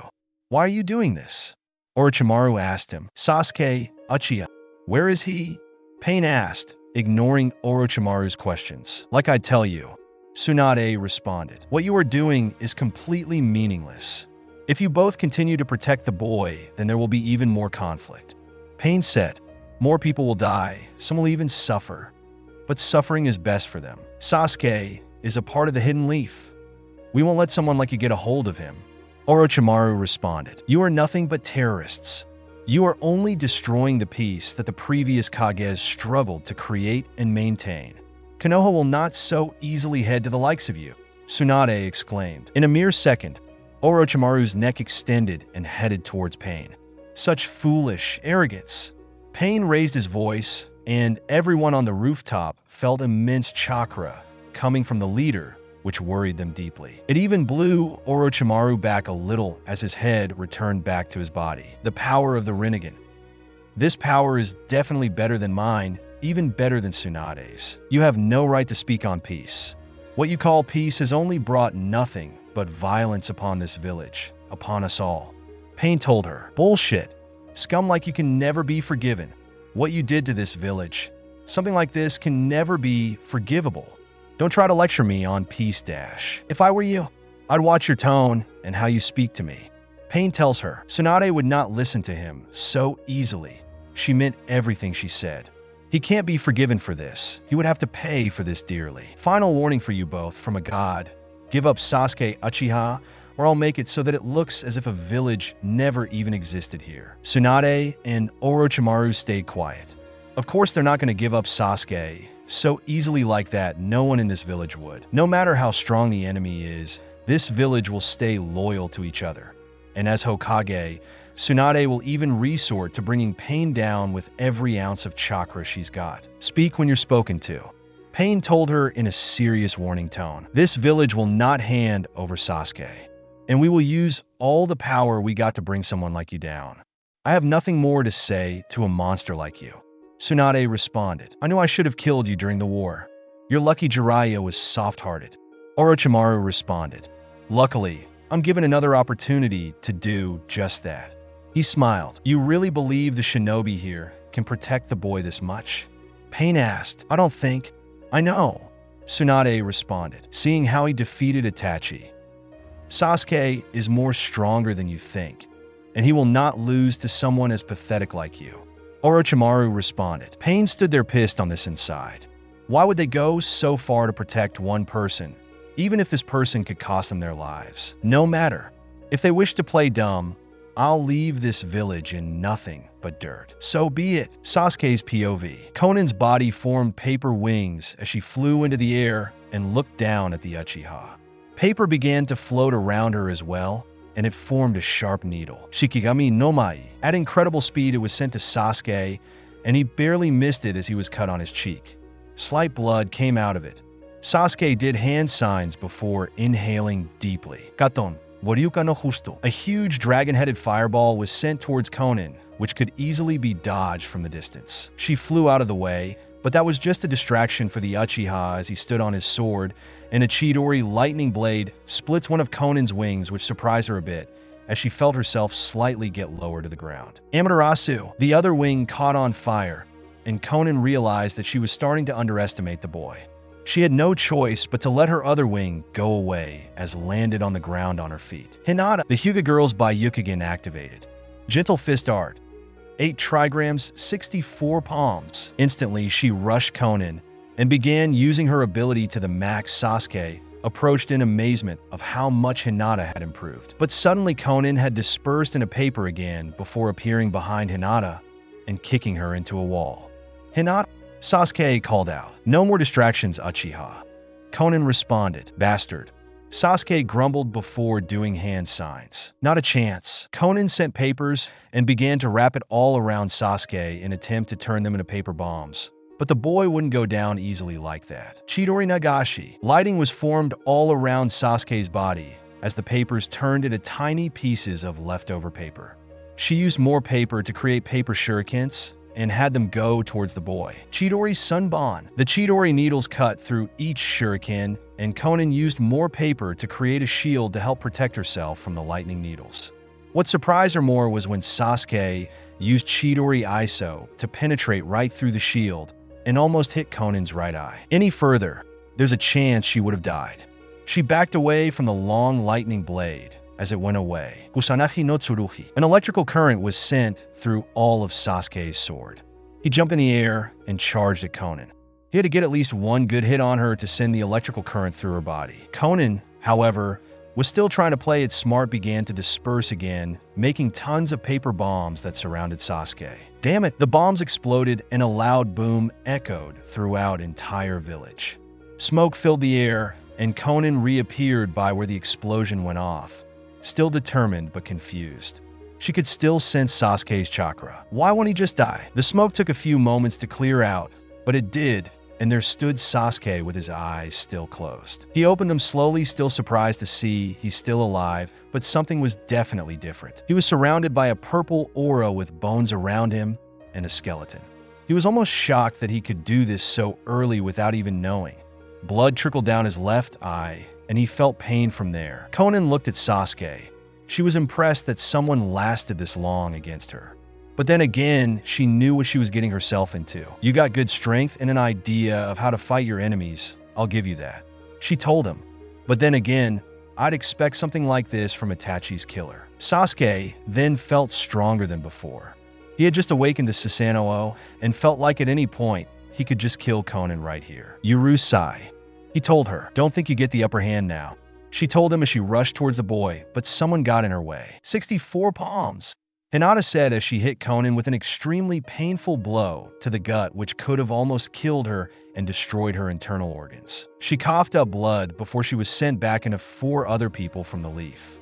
One of the males with white hair made finger guns and pointed it towards the Konan's back. Nicha water forced Konan to the ground, where she was met with a kick to her face by a teen with red hair and another punch to the gut by a man with glasses and silver hair. The last man with orange hair finished it off by adding another punch to Konan's gut and sent her flying into the air. Hinata still had her Byakugan activated and knew someone else was approaching them.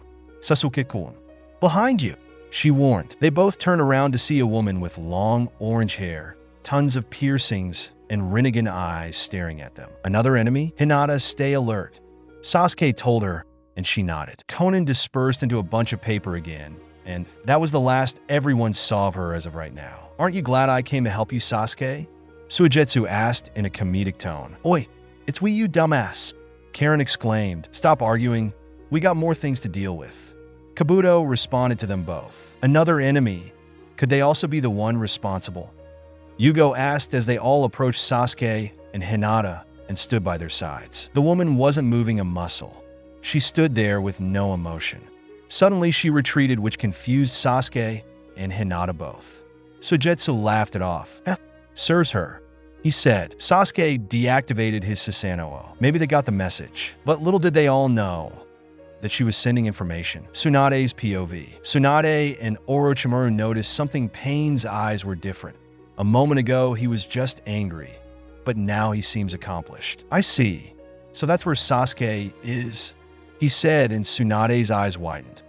Staying here and chatting with you both is now meaningless. The man turned his back to them all and began to walk away. Don't you dare dash. Tsunade, Orochimaru interrupted.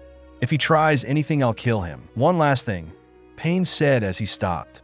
The chakra in your feet, it's to resist my technique, right?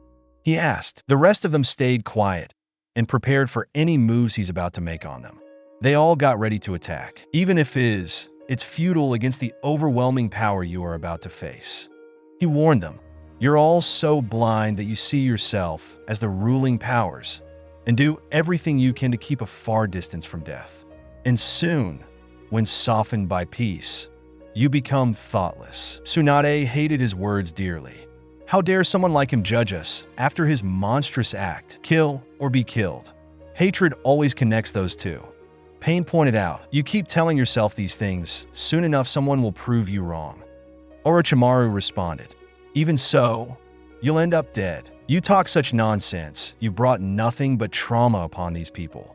Tsunade told Pain, conflict is something that brings death, wounds, and even pain to both sides. Pain responded, you act as if the great nations have not also suffered. Don't you dare attack us with such false accusations. Tsunade raised her voice. Pain slightly turned his head.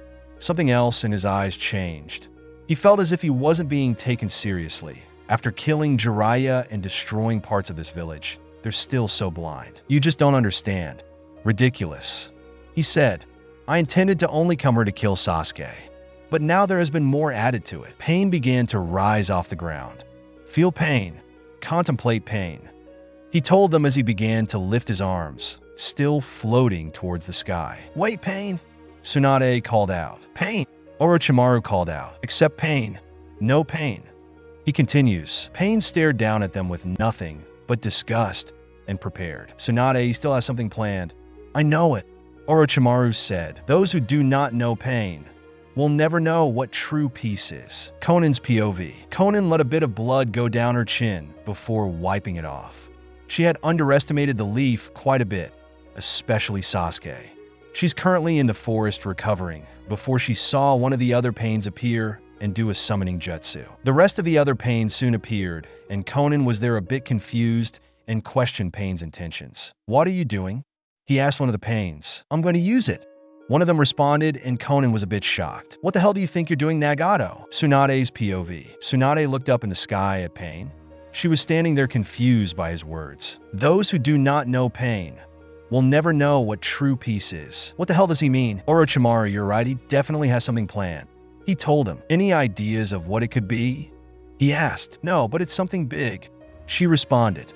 His words replayed in her mind over and over again before she got the meaning. She rose her head and had to act quick. Orochimaru, get to Sasuke immediately. Something terrible is about to happen. She ordered before her, and the rest of the ANBU members jumped from roof to roof as Orochimaru followed her orders. Oi, Pain, what do you intend to do? She shouted, but was received with silence. Conan's POV. Think about this, Nagato. If you do this, you could shorten your life. She told him, but he wouldn't listen. The 5 Pains collapsed against the grass, and Conan turned and looked in the sky at her comrade. You're set on doing this anyway, aren't you? She asked. Pain's POV. I will not forget Yahiko's pain. He said. He had finished preparing for his plan and looked down upon the village. From now on, he trailed and took a deep breath as he built up all the power for this risky move. This world shall know pain. The sky went bright, completely replacing the blue sky. It felt as if the sun was coming down to earth. He looked all around and saw worried faces, including Tsunade's. He finally executed his plan. Shinra Tensei, and finally it had happened. Sasuke's POV. Everyone in the village began to feel uneasy, Sasuke and his team included. He was blinded by the extreme bright light, but suddenly felt the ground shake. Oi, what the hell is going on? Suigetsu exclaimed. Hinata cried out. Off in the distance, Sasuke heard buildings breaking and looked up to see nothing but impending doom heading their way. He knew this impact was going to be completely non-avoidable. He acted quick and activated his Susanoo again and looked over to see Hinata completely frozen in place as her eyes widened in fear and shock. "Hinata!" He yelled at the top of his lungs before diving and wrapped his arms around her, bringing her close to him and tightly holding her to protect her from this nightmare that is about to occur. The last thing he heard were buildings breaking down and Hinata's soft gasp. The last thing he saw before blackout was her worried face. Time skip. Hinata's POV. Hinata moaned as she felt herself waking up from whatever happened. The last thing she remembered was Sasuke jumping to protect her from something extremely dangerous. She opened her eyes to see she was still in Sasuke's embrace, but they were under a few broken wooden planks. She moved in a bit of pain as she tried to push the planks off them both. She did it successfully as they fell beside her and Sasuke, and she fell to her knees, coughing. When she looked up, she was not prepared and was completely frozen again. What?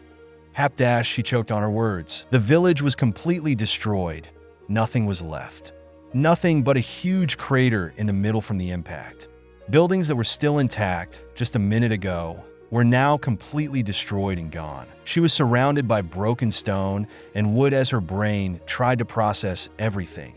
But it seemed like everything in her body had stopped working. She couldn't think anymore, or even say anything. She was just scared and completely shocked. "Hinata?"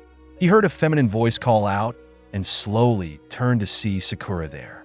The pink-haired Kunoichi crawled over to her. She too was also shocked and completely lost. Sakura, what happened?" Hinata asked softly, before hearing soft sniffles from Sakura. Hinata looked down to see Sasuke was in horrible condition. He had blood coming out from the side of his head. If the wound isn't treated properly, he could possibly die. She put her head to his heart and heard the slow but loud thumps coming from his chest. Hinata put her hand on his cheek. "Son, wake up," she said softly, but received nothing but silence. "Sasuke-kun, please. Can you hear me?" Still no answer. Please, Sasuke-kun, wake up. I need you," she whispered softly as she cried into the unconscious boy's chest. She held his right hand tightly with both of her hands. Sakura would try to heal, but she used up most her chakra in the hospital and now barely has any left to treat the wound. "Ajinata," she called out as a tear also went down her cheek. At this point, Sakura and Hinata both felt weak. They couldn't do anything in this situation. They felt broken. They felt as if they'd lost everything. Everything felt uneven. For the first time in a long time, they had given up, and Hinata had no choice but to try a different approach as her head shot up. "Someone, please help. Anyone, help," she cried out, but was received with silence again. Sakura felt weak and had given up completely as she lets her emotions control her now. Just when they thought it was over, they heard a loud boom come down from the crater, and both their heads shot up in shock. They saw orange smoke appear, and they looked down with hopeful expressions that this is someone who had come to help them all. The smoke took a few moments to clear out. Hinata and Sakura's eyes almost widened when they saw a man with a mask, blonde hair, a sword, an orange cloak appear on one knee as he rested his arms on the sword, which was stabbed into the ground for support. The man slowly turned his head upward and looked up at Pain. Naruto's POV. Naruto did it. He had finally arrived at the village. He saw Pain in the sky, and instantly, hatred flowed through his body. This time he was going to settle this. Kurama growled, "Pain!" He muttered as he stood on his 2 feet and took the sword out of the ground before he looked back up at Pain. This time, he trailed off. His eyes flared red with a lined pupil going downward on both eyes. He had been waiting for this moment for what seemed like forever. "This time, you will die. Right here, right now. Believe it." So he's arrived, Pain said to himself as he lowered himself down from the sky. Naruto eyed the man in the eyes as Pain had finally touched the ground and stood a good distance from him. Pain could tell that the boy is beyond pissed and ready to kill. "What do you think you'll gain from this?" he asked. "Your actions will only lead to more consequences. You're one to talk." Naruto told him, "Kid, let me out." "No, I'll take care of this. Let me kill him. I'll end it right here in a little bit." Naruto took a step closer and stared deeply into Pain's eyes. The blonde also took a good look around at the damage Pain had left. He was a bit intimidated, he couldn't lie about that, but this didn't stop him from coming here to do what needs to be done. So, what do you come here for? Revenge? Justice? Naruto responded, "You're going to pay dearly for what you did to Ero Sennin." Naruto narrowed his eyes behind a mask. "If you were to blame anyone for that fool's death, blame him for doing such a foolish thing and dying a foolish death dash." "Shut the hell up!" Naruto yelled. "I already made a promise to myself, and that is to promise kill you right here." Naruto responded. Hinata's POV. Hinata and Sakura watched from above from what was going on with their masked enemy in pain. Sakura said, "That's Dash. I know." Sakura responded. "Is he here to help us? What is he doing?" Hinata was questioning everything. Just a few days ago, they were all fighting this masked man, but now it feels like he's here to help. They both heard footsteps and turned quickly to see Karen limping towards them. The right part of glasses were broken, so she could barely see anything. "Karen," Sakura said as the redhead fell to her knees. She crawled over to them. "Are you okay?" Sakura asked. Karen nodded before her eyes went big when she noticed Sasuke on the floor, completely unconscious. "Sasuke-kun?" She trailed off. "He's alive, just in very bad condition." Sakura responded. Suddenly, Karen focused her attention on something else. She sensed more chakra. She looked down at the crater and used her left glasses lenses to see Pain and the masked man. This chakra." She trailed off as Hinata and Sakura both turned to her. "His chakra is cold, filled with killing intent and hatred." She described the masked man. "Anything else?" Hinata asked, and on cue, Karen's eyes grew wide as she gasped. "There's another chakra within him," she said in a warning tone. So dark and evil. It's such a strong chakra." She said, "This man? Something tells me that he's far more dangerous than we know." Hinata's stomach almost turned. Her heart sank as she questioned who they're dealing with here. Hinata looked down at the crater in confusion and also worried. "Dangerous? Just what is going on anymore?" Naruto's POV. Just then, 5 others showed up and stood next to Pain. They all had the same appearance as him, but were slightly different. But Naruto wasn't fazed by this at all. When he was about to attack, someone stood in front of him, breathing heavily. The woman looked in the same direction, towards Pain. "I am the 5th Hokage." She raised her voice as an ANBU member came and stood by her.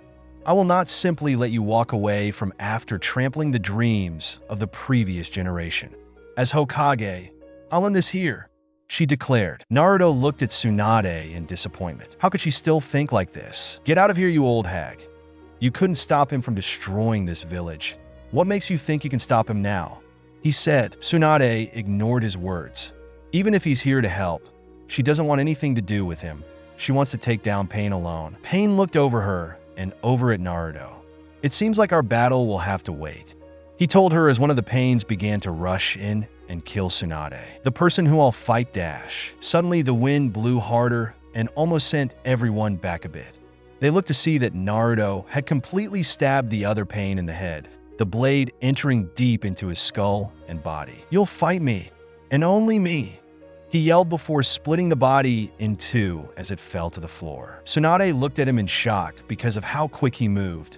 Every shinobi here had struggled to take down at least one body, but Naruto had taken one down in a mere second. The blonde had his back turned to Tsunade as he eyed Pain deeply. "I already told you to stay out of this Hokage. Sit back and enjoy some tea. Clearly you're in no position to fight him," he told her. "Oh, the hell do you think you are?"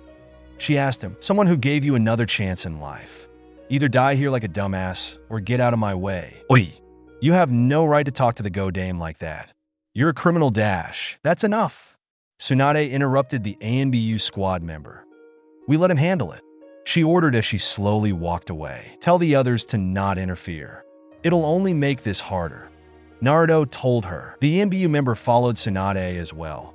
Once they were far from the battle, Naruto shifts his attention back to Pain. Sakura's POV. Amazing," Sakura whispered.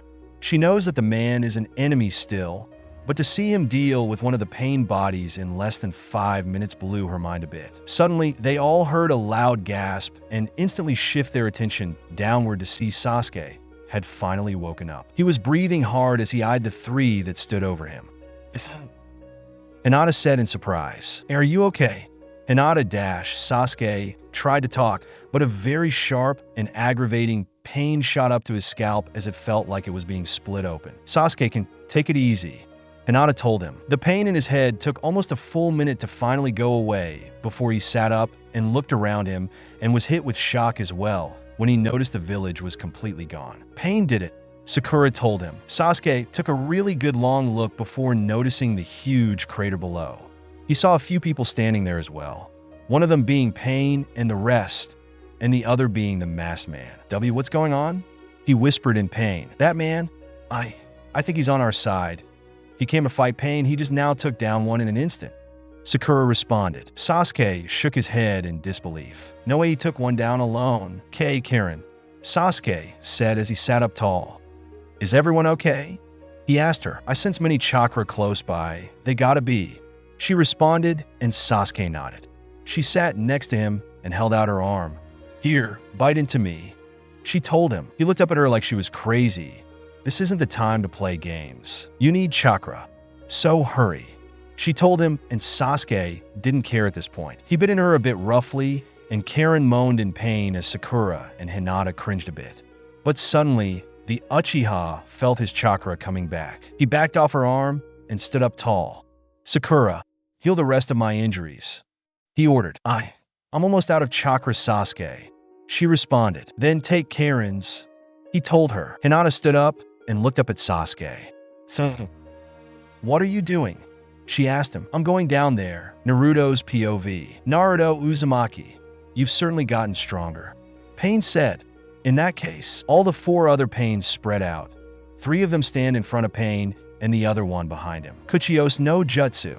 One of them yelled as they slammed their palm against the dirt ground. A rhino appears and begins to charge straight towards Naruto. Let's go, Kurama. Yeah, the Nine Tails chakra forms around Naruto, and he jumped into the air with his sword in both hands as he drives it into the rhinoceros. Blood leaked out as Naruto hung onto it before quickly appearing behind one of the 4 Pain bodies. He tried to punch it, but it dodged it without even looking at him. The Pain body turned around to go for a punch which Naruto dodged. He jumped back and grabbed onto his sword that was still in the rhinoceros before making a Rasen Shuriken and driving it right through the huge animal. Blood splattered as the impact left a huge hole in the rhino before it came crashing down against the floor. Naruto stood tall on the dead animal and eyed all the Pains. He still found it weird how when he tried to go for a punch, the body still dodged it without even looking. Look, Naruto looked at them all, but he wasn't too sure what he was looking at. When he asked Kurama, the fox responded, they're all facing you. When you went for the punch from behind, the Pain body easily dodged it. Their eyes are connected. The 2 behind were the reason he was able to dodge it. Think we can get the jump on them at least? Possibly. A second tail began to form on Naruto as he made 2 shadow clones appear as one of the Pain bodies began rushing towards him. The 2 shadow clones both made Razengans and began rushing towards their enemy. They connected their attack, but something wasn't right. Suddenly their ninjutsu was being absorbed. Perfect. The Pain body finished absorbing the Rasengan before taking out a metal rod and stabbing the 2 clones in the gut before they disappeared. When they looked ahead, Naruto wasn't there. They could sense his chakra, but couldn't find him anywhere. Now, Kurama? The ground beneath began to break, and Naruto came out and uppercuts the Pain body painfully to the jaw before grabbing his throat and slamming him to the ground. The blonde jumped and brought his fist down against his enemy's skull, burying him almost 6 feet into the ground thanks to the Kyuubi's power. For extra measures, Naruto took his sword and drove the blade into his neck before cutting the head right off. After his mini-plan, Naruto jumped out of the hole and stood perfectly still as he waited for his next enemy to rush him. Pain glared at the boy. You've gotten stronger, Naruto. He told him, we should have been able to dodge that too, but no matter. Hinata's POV. Sasuke, Hinata, and Sakura were all observing the man's moves and his appearance as Sakura was healing Sasuke. Hinata started to look at the man very suspiciously that Sakura noticed. Hinata, are you okay? Hinata just eyed the man and began to point out everything. That man. And not only is he starting to play it smart, but his ninjutsu is weird, she said. And the chakra around him. It looks familiar. Sakura finished up healing almost all of Sasuke's injuries. Just 2 more parts of the body to heal, then he's good. He uses the Rasengan too, a ninjutsu created by the Yondaime. And the chakra, it's the same as the Nine Tails. Sakura responded. Hinata thought of something she found stupid. She knows Naruto is dead. She's seen his body in the casket, but she can't help but grow more suspicious. Sasuke. They all heard a voice call out. They all turned to see Shikamaru walking alongside Shino, Ino, Kiba, and Tsunade. Tsunade had her arm around Ino's neck, due to having to protect the village from instant death, and Shikamaru had his arm around Shino's. She was starting to feel a bit lightheaded to the point she could barely walk. Sakura called out. Ino rested Tsunade against a broken cement wall. The Sannin tried to catch her breath. Kiba-kun, Shino-kun, Hinata said. Hinata, are you alright? Kiba asked concerned. Hinata nodded. Hey, are you guys okay? Hinata asked. More or less. Shino responded. Ino, what's wrong with Tsunade-sama? Sakura asked. She pushed herself a bit too far is all. Ino responded. Shikamaru winced in pain. His right leg was broken. He fought off the pain, but it's like it gets worse. How troublesome. He whispered. What the hell is going on down there? He asked. The masked guy. He's down there. Sasuke responded. Everyone gasped. Shino set Shikamaru down carefully as Ino looked up worriedly. As if things couldn't get any more troublesome. Shikamaru said, the hell is he showing his face here for? Ino asked, irritated. Believe it or not, he's here to help. Sasuke responded. The guy took down of them in an instant from what Sakura told me. Unbelievable. Kiba said, I'm going down there. I'm going to end this. Sasuke told them. Sasuke, you can't. Go down there? Tsunade told him. He shook his head. I'm not letting pain get away with this. He told her. Tsunade sighed as she held her head. The man down there told us to not interfere. She responded. Like I'd take orders from an enemy. Sasuke responded. Naruto's POV. The other 2 pain bodies rushed Naruto. Having already taken down the pain body that absorbs ninjutsu, he figured this should at least make things a bit easier. Kurama, get some rest, I'll take care of this. Show off. The Kyuubi's chakra went away as Naruto activated his Sharingans. The 2 pains tried to land a hit on him, but he could easily read their movements, but they could also read his too. With every punch he tried to land on them, they would just dodge it. He had to increase his numbers.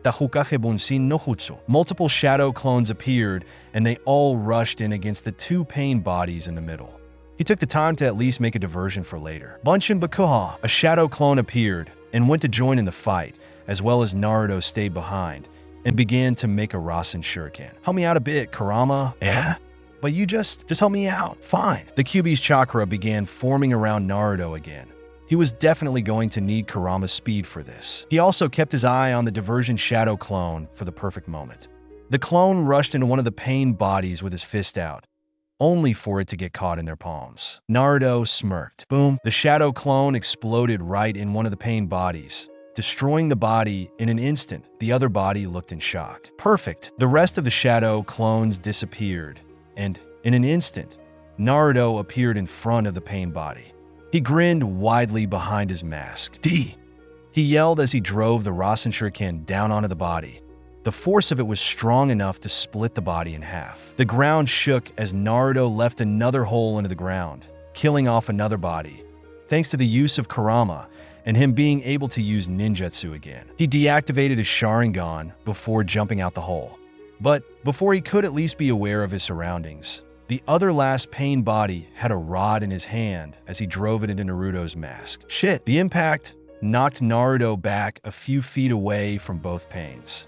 He barely landed on his feet as he got back in a fighting stance. He reached up for his face, only to find out that half of his mask was broken. His entire right eye and a bit of his cheek was on display for everyone. You've gotten stronger, Naruto. Even smarter. Pain told him. Naruto began sweating. One more hit to his mask, then it just might completely shatter and reveal his identity. He looked up at Pain in more anger. He knew what he was trying to do now. You've never had a problem coming after us. You're even determined to kill me. Pain told him. Perhaps your old comrades would like to know what really happened to Naruto Uzumaki that day. He said to him. Naruto got back up and held his sword in one hand, ready to fight again. Shut the hell up. He told Pain, his eyes turned back to the Kyuubi's eyes. I already told you. I'm going to kill you. Sasuke's POV. Sasuke, I'm done. Sakura responded. Sasuke felt good to move his body without feeling any pain. All of you stay out of this, he told them before rushing towards Pain. Wait, Sasuke. Tsunade tried to call out. She wanted to go out to get him, but the condition she's in right now simply won't let her. He ignored her as he made his way towards the enemy. He saw the last Pain body rushing towards the masked man and noticed that they haven't noticed him yet. When close enough, he held his hand out towards the body. Chidori Iso, the spear almost went into the body, but they noticed him last second and jumped over the spear. Kyuso, Pain held out both his hands in the direction where the masked man was standing and where Sasuke was standing. Shinra Tensei, the extremely strong force blew both Sasuke and Naruto back afar, both hitting the dirt ground painfully. Sasuke quickly recovered and activated his Sharingan. He got back up and realized he couldn't just use normal attacks. He watched as the masked man got back up on his feet. He noticed his mask was broken. He also noticed a single line on his cheek a bit. He found it strange and familiar, but had to stay on task. He made a few hand signs as he rushed both the Pains and inhaled deeply. Ketan, team, I told you to stay out of this. He heard the man yell. In an instant, Sasuke got kicked in the gut by the masked man. Red chakra was formed around him, which helped the kick be more painful. Naruto's POV. Naruto kicked Sasuke back a few feet before landing on his feet. He was upset that Sasuke would interfere like that. It was slowing him down. He heard footsteps getting closer and barely had time to act as he turned around. He noticed two fists coming towards his face. His eyes widened behind his broken mask. Damn it. No! The two fists connected with Naruto's mask as he got sent back the opposite direction from Sasuke. His mask shattered into many pieces as he landed on his knees. Realization hit him quickly as he tried to cover his face with his right hand, breathing heavily. This wasn't the plan. He only came to kill Pain, nothing more. But now, things were going to get harder from here on out. It got deathly quiet and it felt as if everything was in slow motion. He heard a gasp from where Sasuke was standing and cursed under his breath. In a Naruto flashback, how did things get this way? Why would Sasuke leave the village? Why would he just abandon the people who cared deeply about? It doesn't make sense. Naruto, Shikamaru, Choji, Kiba, and Neji all stood in front of the gates of Konoha, ready to leave and retrieve Sasuke. Sakura stood behind them. She wasn't allowed to go, however, especially since last night. She tried to convince Sasuke to stay, but it didn't work, even when she was crying her eyes out. Naruto, she started. She began to cry thinking about how Sasuke left them and how she wouldn't be able to live a life without him. This is a once-in-a-lifetime request, she said, crying more as Naruto looked at her. Please bring Sasuke-kun back. She cried, and Naruto frowned. It broke his heart every time he saw Sakura feeling bad or crying.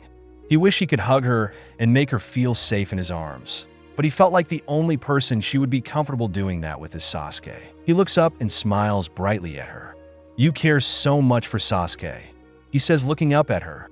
And I know what you're going through right now is tough, Sakura-chan. Sakura was still questioning how Naruto can still keep a bright smile on his face even after Sasuke had left. It's like he's always confident with everything he says. She also began to have high hopes as well. She looked up at the blonde, still crying. She tried to wipe her tears away as she looked at Naruto, and he held out a thumbs up. I swear on my life to bring back Sasuke. Flashback end. Sakura stood there completely frozen. She couldn't believe it. Her eyes were wide and her fingers were twitching, just looking in front of her. Hinata was also shocked, more shocked than she had ever been. She too stood there frozen and felt like she was seeing an illusion right now. The rest behind them looked shocked as well. Ino gasped as she covered her mouth. Shino actually looked shocked more than ever. As for the rest, their brains were starting to fail them. Sakura had a shocked expression. Her mouth was open and she felt completely lost. Sakura said, that's... Hinata trailed off. Nah. Are you, too?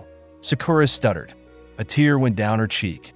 Naruto, she repeated, and there he stood, the boy who would put smiles on their faces.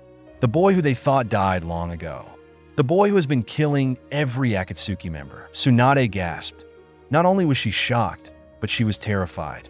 All those killings of the Akatsuki, that was him? Indeed, she was more shocked than ever. She was the one who had to give a speech at his funeral.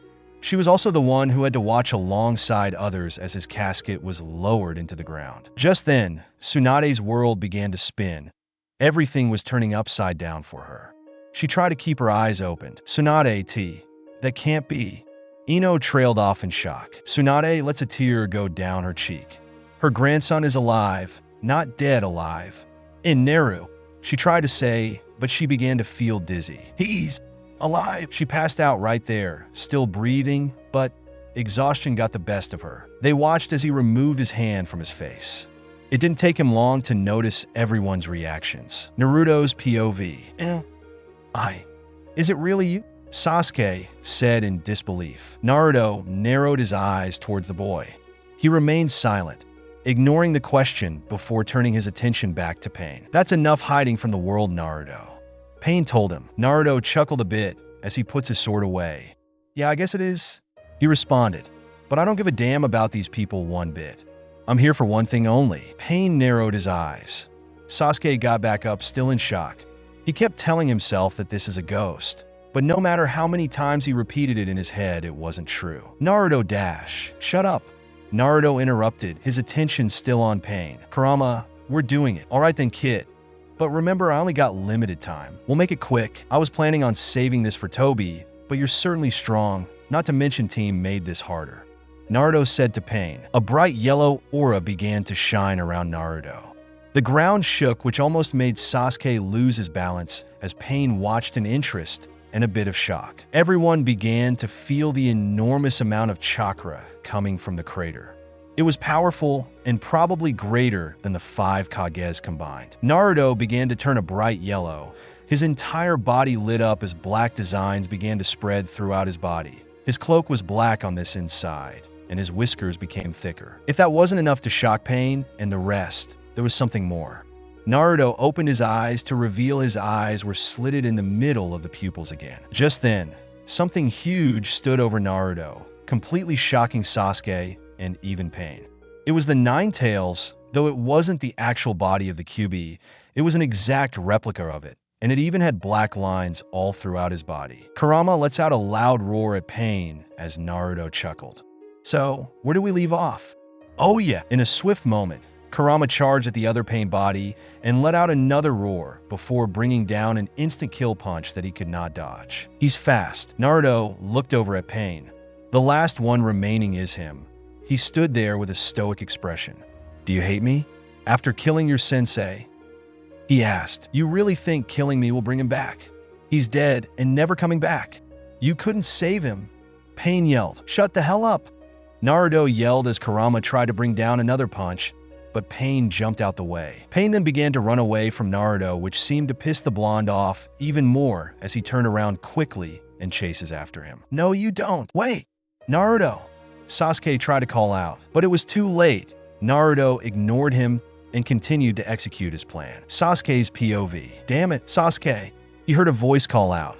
He turned to see Sakura, Hinata, and Kiba running towards him. And no, I know. He told Hinata as he stood up tall. They all watched as the yellow glow got farther and farther away in a matter of seconds. We're going after them, right? Kiba says. Of course, Naruto's our friend. Once we help him finish this, he's coming back to us. Sakura responds. Hinata and Kiba, you're both going to be useful for this considering one of you has to be a Kugen and the other has a good sense of smell. Sasuke told them. Let's get going quick before it's too late. Hinata told them, and Sasuke nodded. They all ran out from the crater before they jumped in sync in the trees towards the direction Naruto had went. Naruto's POV. Pain! Naruto yelled. Kit, I only got about 5 minutes left. Now let's make this quick then. Naruto finally began gaining up on Pain as the Rinnegan user began going down the mountain. In just a matter of a minute, they managed to get a lot of distance from the village. Naruto and Kurama jumped down the mountain to catch up to the enemy. Shinra Tensei. Pain said. He used his again, but to his surprise, it just felt like a gentle breeze blew against Naruto and his QB mode. He withstood Shina Tensei. Naruto yelled as a punch came crashing down against Pain's face. The punch knocked the man straight down into the ground as Naruto landed over him. Naruto tried to end it here, but Pain recovered quick as he clasped both his hands together. making a simple hand sign. Ban's ho tenant. Naruto gasped a bit as Pain used some sort of strong force to take a huge broken rock out from the mountain and brought it down on Naruto as Pain jumped out the way quick. But Pain didn't stop there. He knew it was going to take a lot to bring down Naruto, especially with this new power he's obtained. Chibaku Tensei. Something was shown in the sky, hovering over the sun as the sky shined bright once again. Naruto recovered before he felt the ground suddenly shake.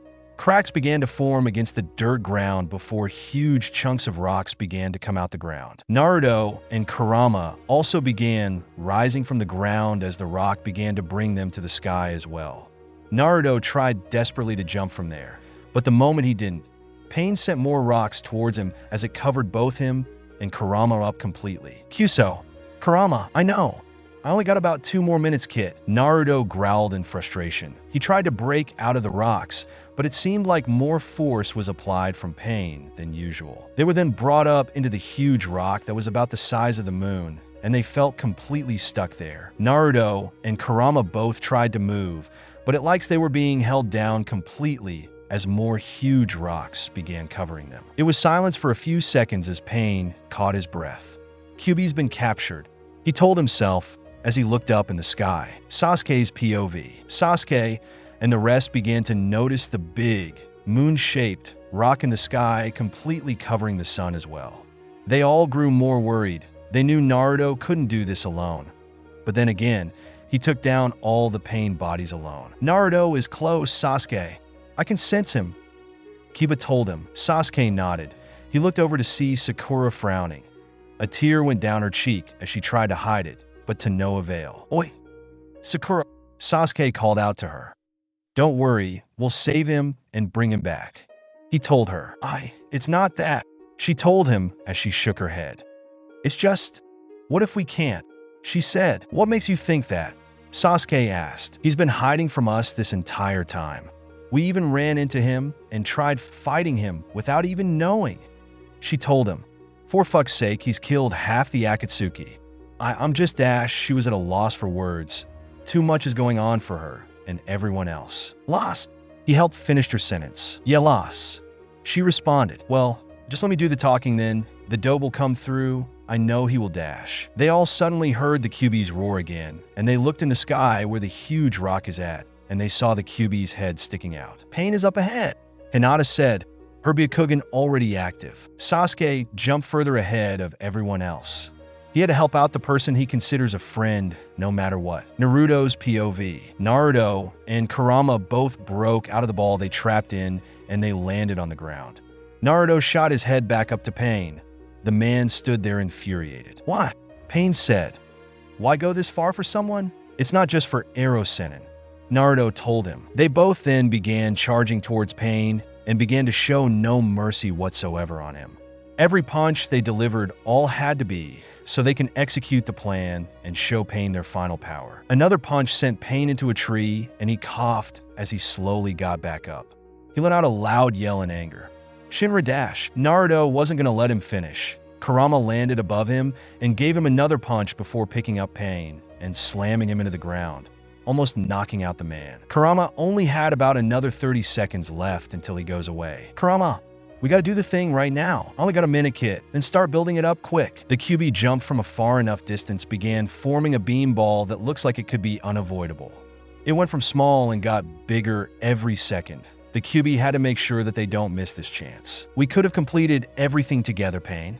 We could have obtained all the tailed beasts and destroyed Konoha, just like you and the rest had planned. Naruto bit down on his lip enough to almost draw blood.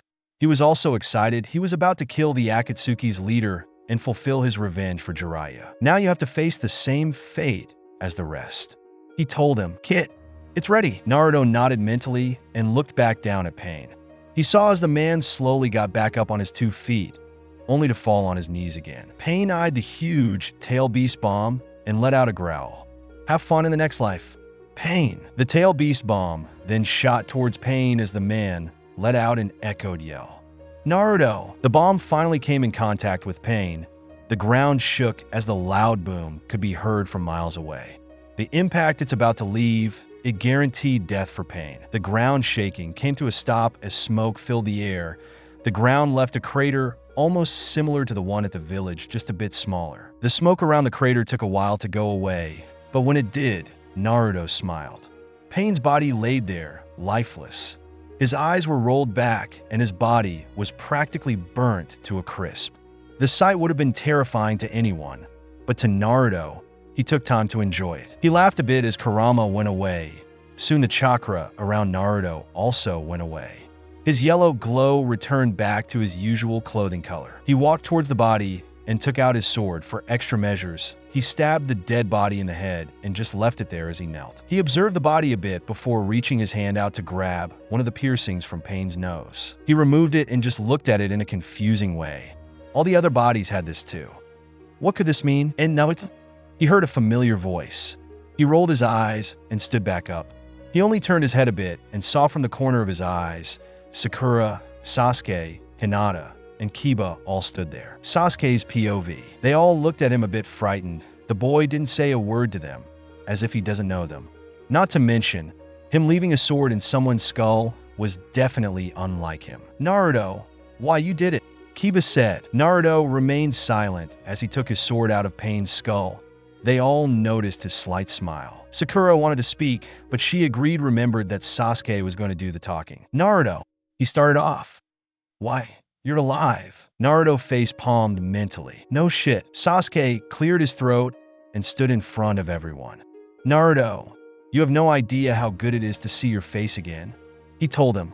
Quite the entrance you made, too dope. Naruto remained silent as he puts his sword away and examined the rod. He took out Pain's nose. Jiraiya left Tsunade-sama a code saying that none of these Pain bodies are the real Pain. Sakura told him, but wherever the real Pain is, I'm sure we're all gonna find him together. She smiled. And Naruto-kun, you saved the V village. Hinata said while blushing a bit. You saved all of us. Couldn't expect nothing more from a friend. Kiba responded. Gave them one hell of a beatdown too. That's the Naruto Uzumaki I know. Kiba cheered. Sakura smiled brightly as she approached Naruto. She put her hand on his shoulder. She still couldn't believe it. Someone she cared deeply for is still alive. And here she is, her hand on his shoulder. Well, what do you say, Naruto? Let's head on back and start rebuilding. Once it's done, we can stop by Ichiraku. Sakura suggested. HN, Sasuke said from behind. Naruto's POV. Why? Why are they all of a sudden acting like they care about me? Where was all these kind words and such care when I was still here? Fucking assholes. Naruto took Sakura's hand off his shoulder and stepped away from them all. Sakura was taken back a bit. Naruto. She started off. What's wrong? Naruto balled up his hands in a fist, his nails digging into his palm. No, was all he said. And know what? Sakura responded. If you think I'm going back to that cursed village, you're nothing but a fool. Naruto told them. Why, come on? Kiba responded worriedly. Naruto, we haven't seen you for so long. Sasuke responded, taking a few steps towards the blonde. We thought you died. We had a funeral and mourned you for the longest. Are you seriously just gonna abandon your friends? Sasuke puts his hand on Naruto's shoulder, but the blonde instantly smacked it away. He turned around and gave Sasuke a pissed-off look. We were never friends. Naruto responded. All those times, I tried so desperately to be a part of Team 7, but it's like all Kakashi and Sakura cared about was you. He snapped. You and your fucking dead clan. Sasuke began to lose his cool. What the hell has gotten into you? Do you have any idea what we've gone through without you?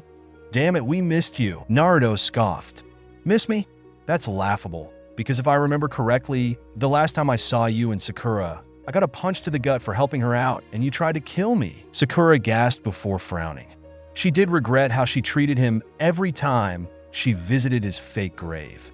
Naruto came back bruised up and injured because of how hard he tried to bring back Sasuke.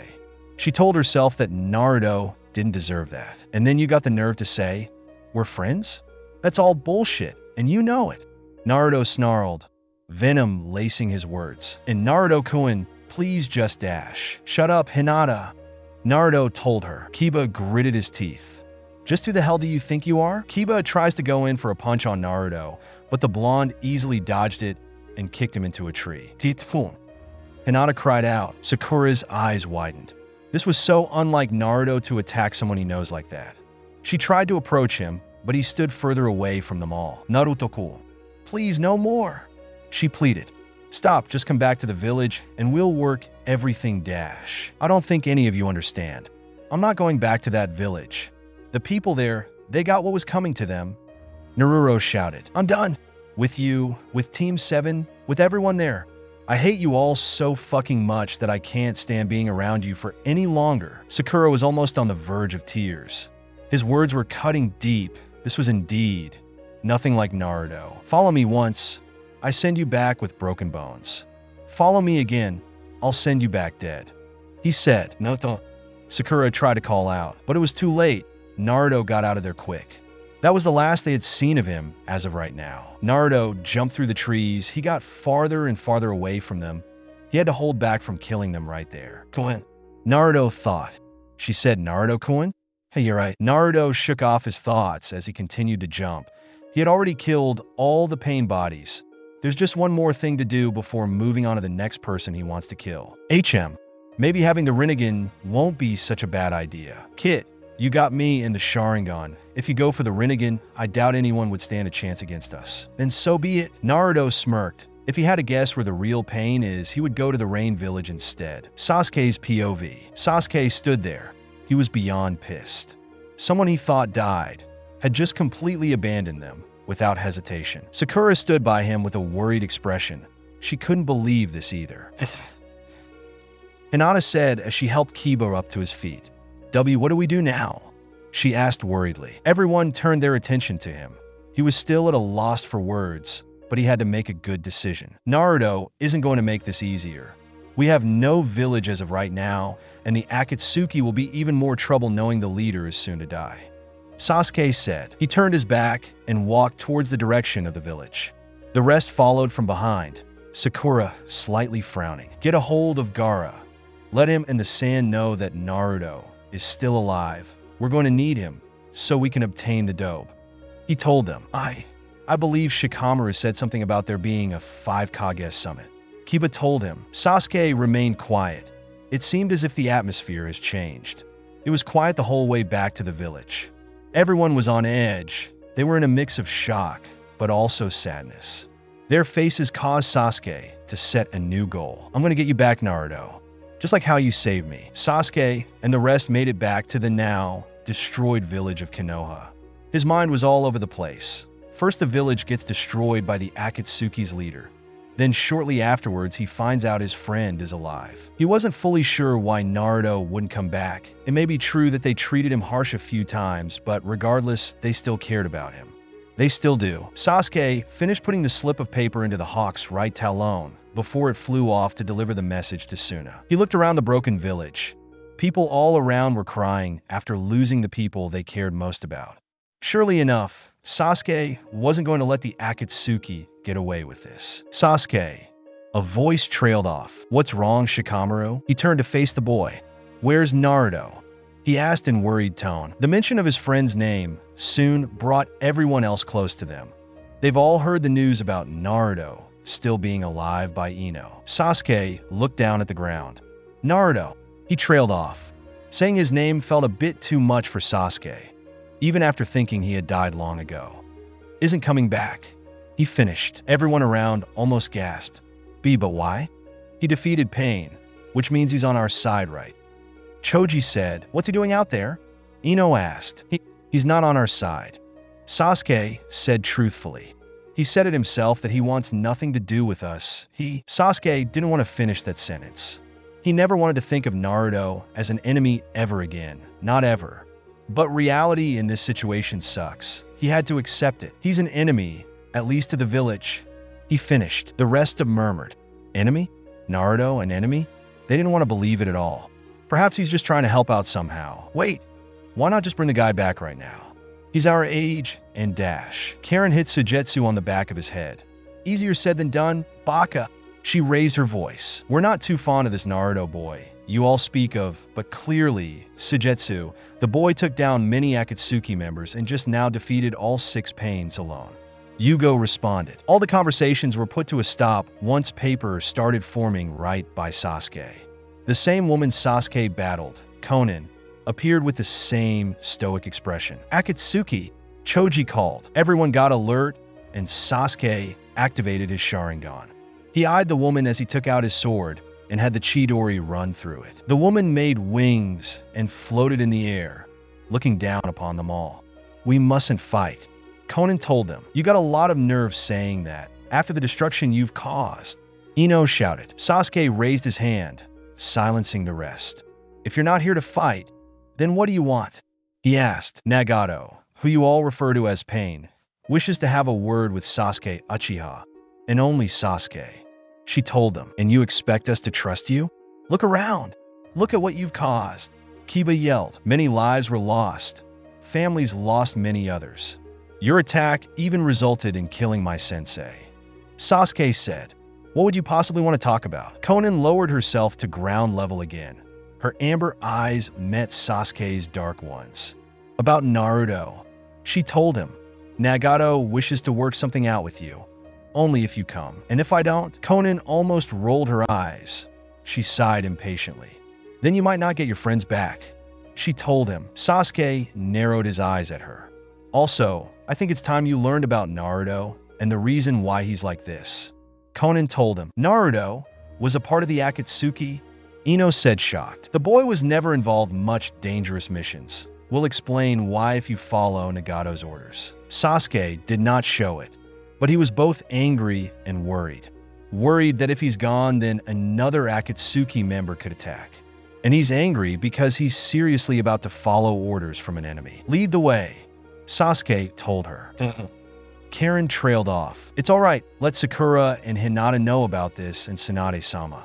He told her. Konan puts her hand on Sasuke's shoulder as paper began going around them at such a fast pace.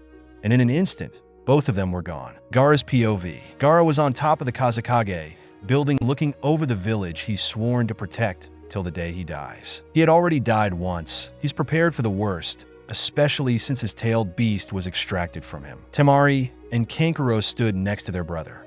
Ever since they heard of Naruto's death, it really hit their younger brother deeply. He spent days, even almost 2 months, in grief. Temari and Kankuro both tried hard to get their brother out of the depression while also coping with the news. Considering how Naruto was the one to bring Gaara back after the attack on the Leaf Village. The 5 Kage Summit is in a few days, right? Temari questioned. That's right.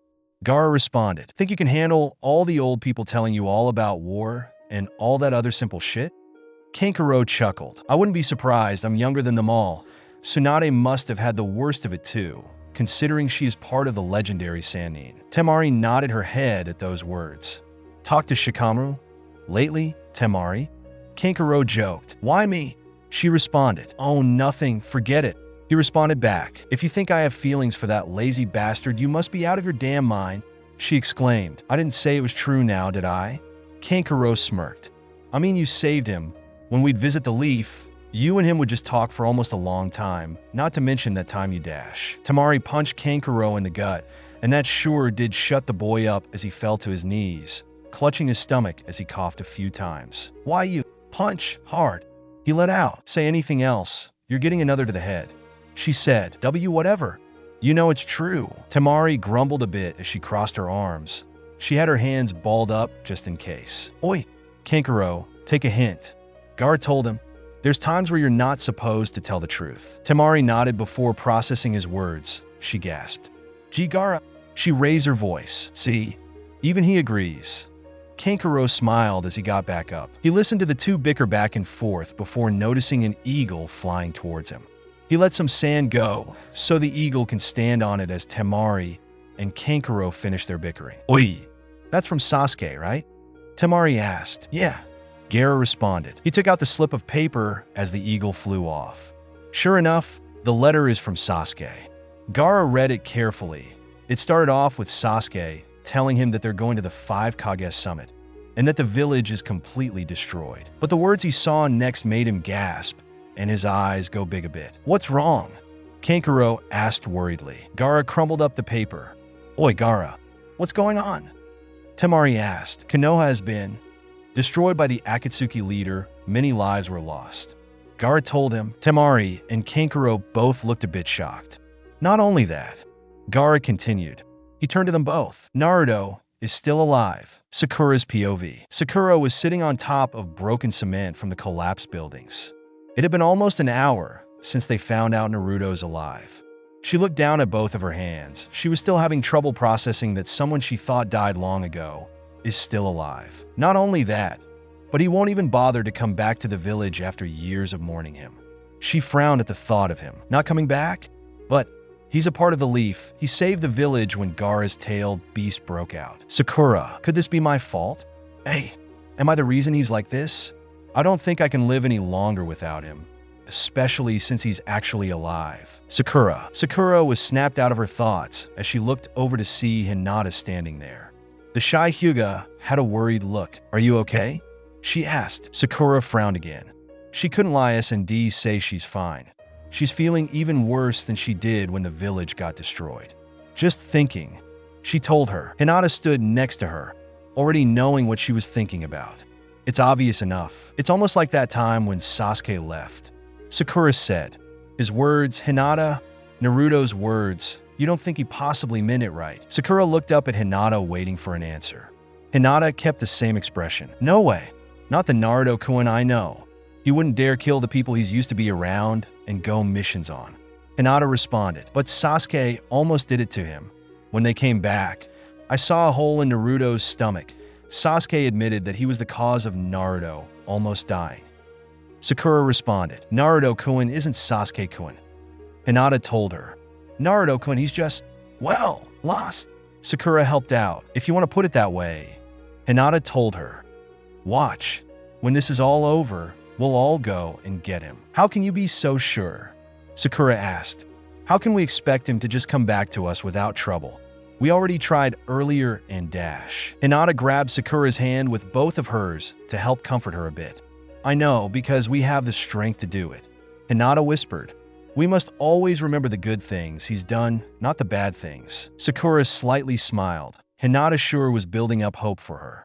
When she was about to speak again, they both saw green beams coming down upon them and barely had time to react. What is this? A shinobi questioned. Sakura watched as the green beams hit the people that laid on the ground dead. The bright light shined around the bodies for a bit, before fading. To their surprises, the people they thought died then began to slowly lift their heads and sit up. Sakura gasped in shock, and so did Hinata. Hinata! Sakura trailed off. She was at a loss for words. They both heard footsteps and light groan. Sakura, the manly voice said. Sakura and Hinata both turned around to see Kakashi standing there. Both his eyes were visible with his mask slightly torn, but not to the point where they could fully see his face. Sakura gasped before wrapping her arms around him. Ow! He said as he felt pain in his arms. Sakura smiled as she finally decides to let go. Kakashi-sensei smiled, and they could tell because his eyes slightly closed as his eyebrows rose up. He reached in his back pocket and took out the orange-colored book he would always read. Sakura almost face-palmed at this, still in good condition. Kakashi said. He turned his attention back to them. What happened here? He asked. Pain. Hinata responded. Don't worry, the pain bodies are all dead, but Shikamaru said that one of the Akatsuki members took Sasuke to the real pain. Kakashi sighed in relief. Sasuke took down all those pain bodies, huh? Impressive. He said. No, he didn't. Sakura said. Kakashi looked confused again. If he didn't, then who did? He asked. Sakura sighed. As much as she would want to enjoy this reunion of her sensei coming back to life, she had to still explain everything. We need to talk. She told him. Time skip. Naruto's POV. It's a much colder night than usual. The wind blew as the grass quivered against the blonde's feet as he sat on the tree. Normally, he would have lots of energy like he did back then, but having to deal with 6 pains was enough to drain all the energy he had left. He was in desperate need of sleep. Naruto Uzumaki desperately needing sleep? I'm surprised, coming from the one who sleeps every chance he gets. Damned lazy fox. Can't argue that. But then again, I can't blame you for needing desperate sleep. Appreciate the help for taking down all of them. No problem, kid. In an instant, Naruto closed his eyes and immediately drifted off to sleep. his chest rising with every breath he took as the wind blew against his hair. The blonde then found himself somewhere strange. He looked around and didn't see anything. Everything was a bright white. It seemed as if he were to walk, it would be endless. This must be a dream. He said to himself, "Wow, you sure are growing." He heard a voice say. In an instant, Naruto turned around and saw a man. The man had blonde hair, just like Naruto, but slightly longer blue eyes. The man also had a leaf headband. But what surprised Naruto a bit was that this man had on a cloak with red flames at the bottom. On the back of the cloak, it said 4th Hokage. "You don't look much surprised," the Yondaime said, "because I don't know you, but I know about you." Naruto responded, "Is that so?" The man asked, "Yeah, I would sit here and talk, but I don't want to waste my time." Naruto told him as he turned away. "Waste your time?" The man repeated him. "You don't want to talk with me, Naruto?" Naruto's eyes almost widened in shock. "He knows my name?" Naruto turned back around and looked at the 4th Hokage. His eyes glared at him. "How do you know my name?" he asked him. The 4th Hokage hummed. He slightly chuckled at Naruto's reaction. "Simple. I named you." He responded, "I mean, you are my son." Those words repeated again in Naruto's head. The blonde teen eyes got bigger. He looked at the man, who was supposedly his father, in the eyes. "S son." Naruto repeated, "S so. Why, you're mine." He trailed off. The 4th nodded. "Yep, I'm your dad, Naruto." Naruto's eyes still stayed on the man. He didn't want to believe this at first, but it seemed true enough. Both of them have blonde hair. Naruto's eyes were blue before they were replaced with Sharingan eyes that turned them black. Naruto is basically a spitting image of the 4th. As if it wasn't possible, after Jiraiya's death, tears began to spill out of Naruto's eyes, soon trailing down his cheeks. The 4th kept his smile on his face. "Well, son, how have you been?" he asked. Naruto fell to his knees. He tried to wipe his tears. After years of not knowing who his father was, he couldn't help but continue to cry. He actually found out who his dad is. It seemed too good to be true. He looked back up at the 4th and said the one word he had always wanted to say to the right man. "Dad." Thanks so much for watching. I hope you enjoyed exploring this what if with me. If you did, please consider leaving a like and subscribing for more videos like this. Your support truly makes a difference, and I'd love to hear your thoughts in the comments.